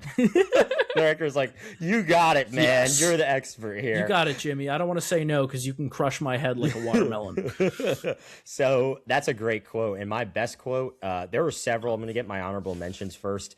I used to fuck guys like you in prison was awesome. And then also when he asked Red if he pays the tax every time, and he goes, "Does a hobby horse have a wooden dick?" Yeah, that one confused me because he said it in the tone of like, obviously I do. Yeah. But I'm pretty sure that hobby horses don't have wooden dicks. If they did have dicks, they would probably be made out of wood. If they did, but I don't think they do. Like, is your read of that he's saying, like, does a bear shit in the woods? Like, of course I do. That was my read of it, yeah. That's what it sounded like, but, like, I don't know. I mean, who the hell would buy their, like, 12-year-old daughter a wooden hobby horse with just, like, a Dalton-sized schlong hanging off the bottom of it? This will come in handy later, sweetie. What the fuck? Yeah. It's like, give it 10 years. You're going to love this thing. It's a dual-purpose toy, man. This is a surprise tool that will help us later. Anyway, my best quote of the movie was when Wade says, "That gal's got entirely too many brains to have an ass like that. Like, you can't be smart and also have an ass." That one was just more funny to me because it was the combination of 80s sexism and 80s body types where, like, again, she's like flat as a board, not unattractive. Don't get me wrong. Like, she's a pretty woman. Yeah. You know, as much as I've been hilariously dogging on her in this, but because I know that you don't like it, but like, she's an objectively pretty woman, but to say that now, people would be like, "Have you seen Shakira? Like, what are you fucking... Have you seen anyone born south of Texas? What are you talking about, dude?" Oh, man. So my honorable mentions were the guy at the beginning. I mean, just set me off great in the movie. "That's some gold plastic, man." Like, it's such an unnecessary line that was hilarious. Also, "J.C. Penney is coming here because of me."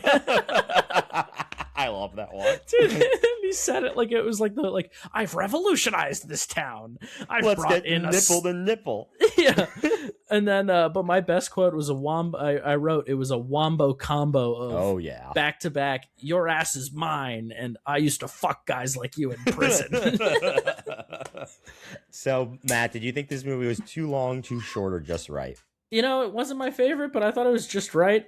Hearing some of the scenes that were cut, I actually think even if you didn't cut other scenes in exchange for them, it would have improved the movie to add them. But I still think in its current form, I certainly don't want it to be longer. And I think if it was any shorter, it would have gone past B movie and into just student film. So I think the length that it is worked well.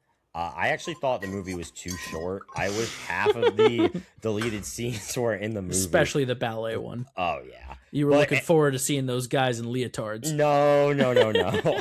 I just rage bait myself. But anyways, I have a few questions. After the revamping of the Double Deuce, would you hang out there? I would say yes. I probably would have went there at least once even before. Yeah, I mean, not multiple times, but there was a really shitty biker bar at my college, and I did go there a few times. I would have hung out at least like in the back corner, a couple of brews, watch the fights go down, and then as soon as they escalated, been like, all right, I'm out. Once it started improving, it seemed kind of fun, but also seemed a little too fancy. I like a bar. I like my bars to have a little bit of edge. I agree with that. Like maybe not you're gonna get stabbed, but like it's possible. Like there's not likely, but like it's possible. I feel like that's the amount of edge my bar needs to have to be like an entertaining time. Otherwise, it might as well just be like the bars in the town I live in now, where it's like all college students. Yeah. So what else you got? I got pick one place from the movie to party at. So we can do the Double Deuce, the Bandstand. I already know my answer. Dalton's original bar, Brad's mansion, or Wade's wet G-string contest bar. Terrible choices. My answer is Dalton's apartment. Oh, okay. Dude, throw a barn party in there with a loft. I mean, I was going to pick Wade's G-string contest bar because I feel like that would be a hoot and a holler. That's just a strip club. No, it's a G-string contest.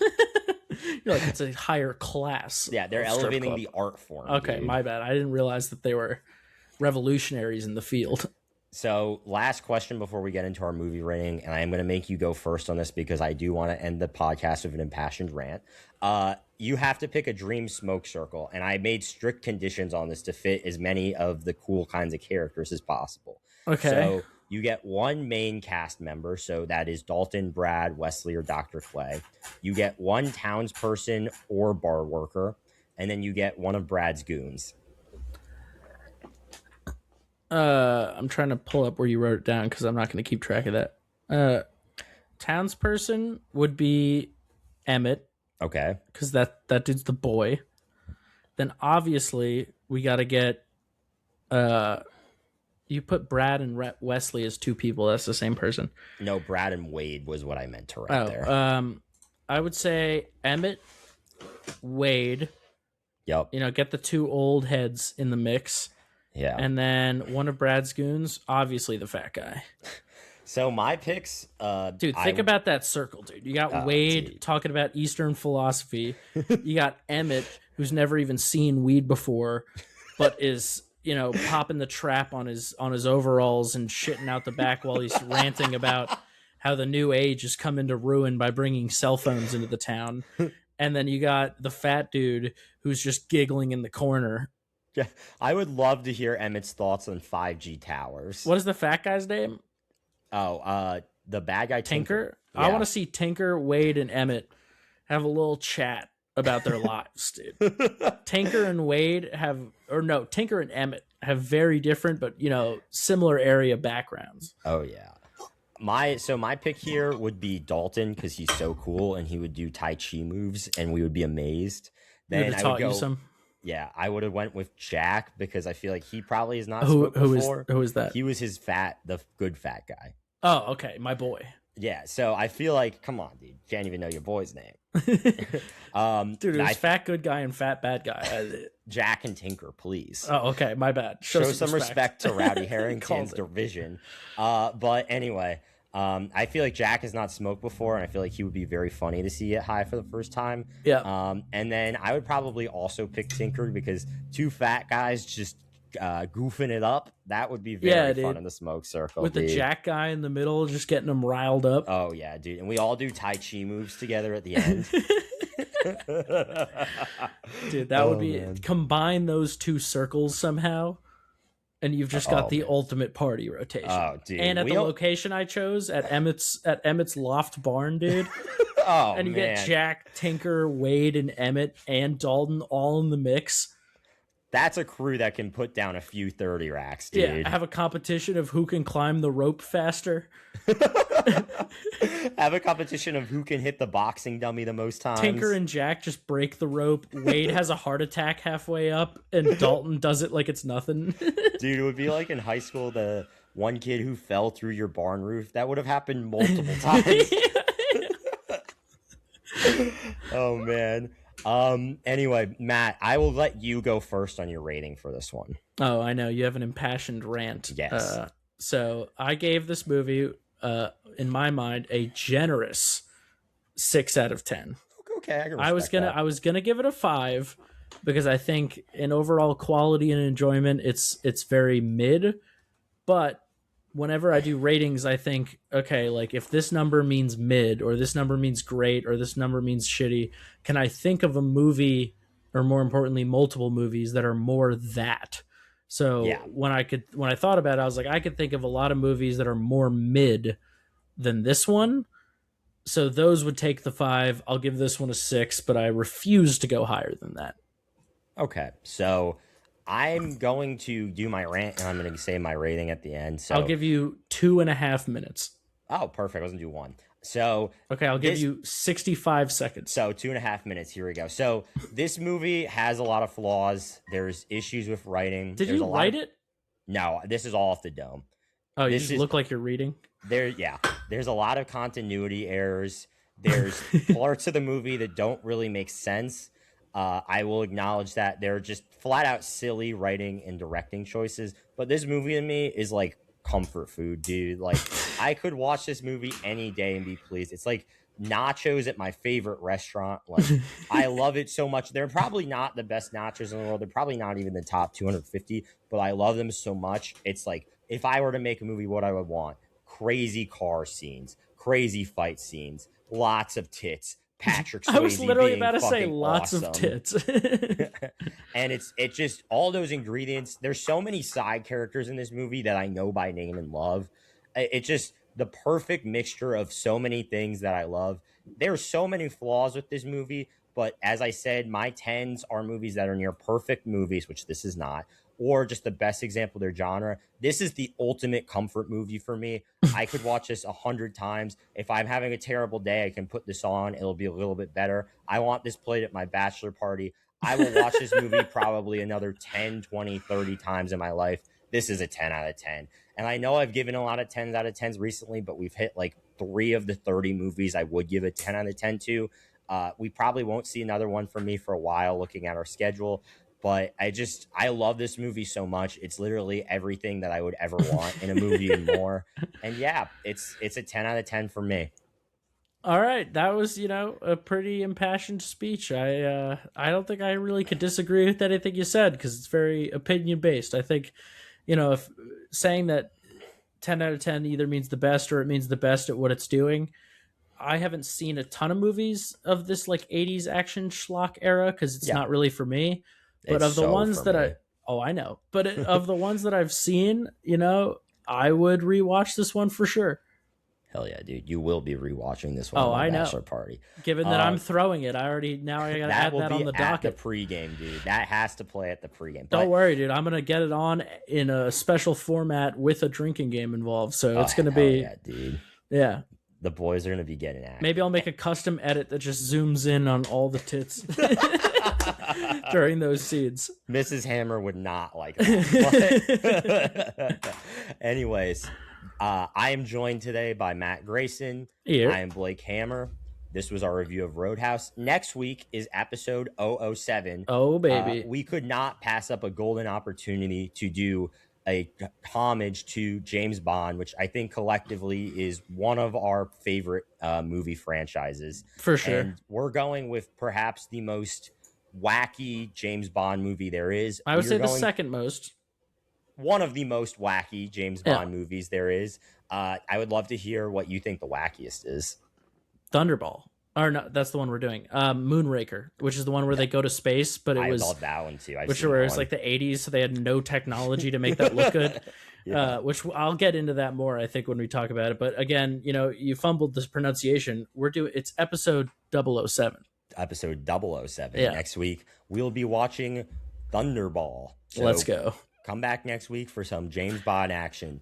Stay smashed. Links in the, where do they be? In the bio for TikTok, Instagram, catch us wherever you get your podcasts, as well as YouTube. Yep. All those things.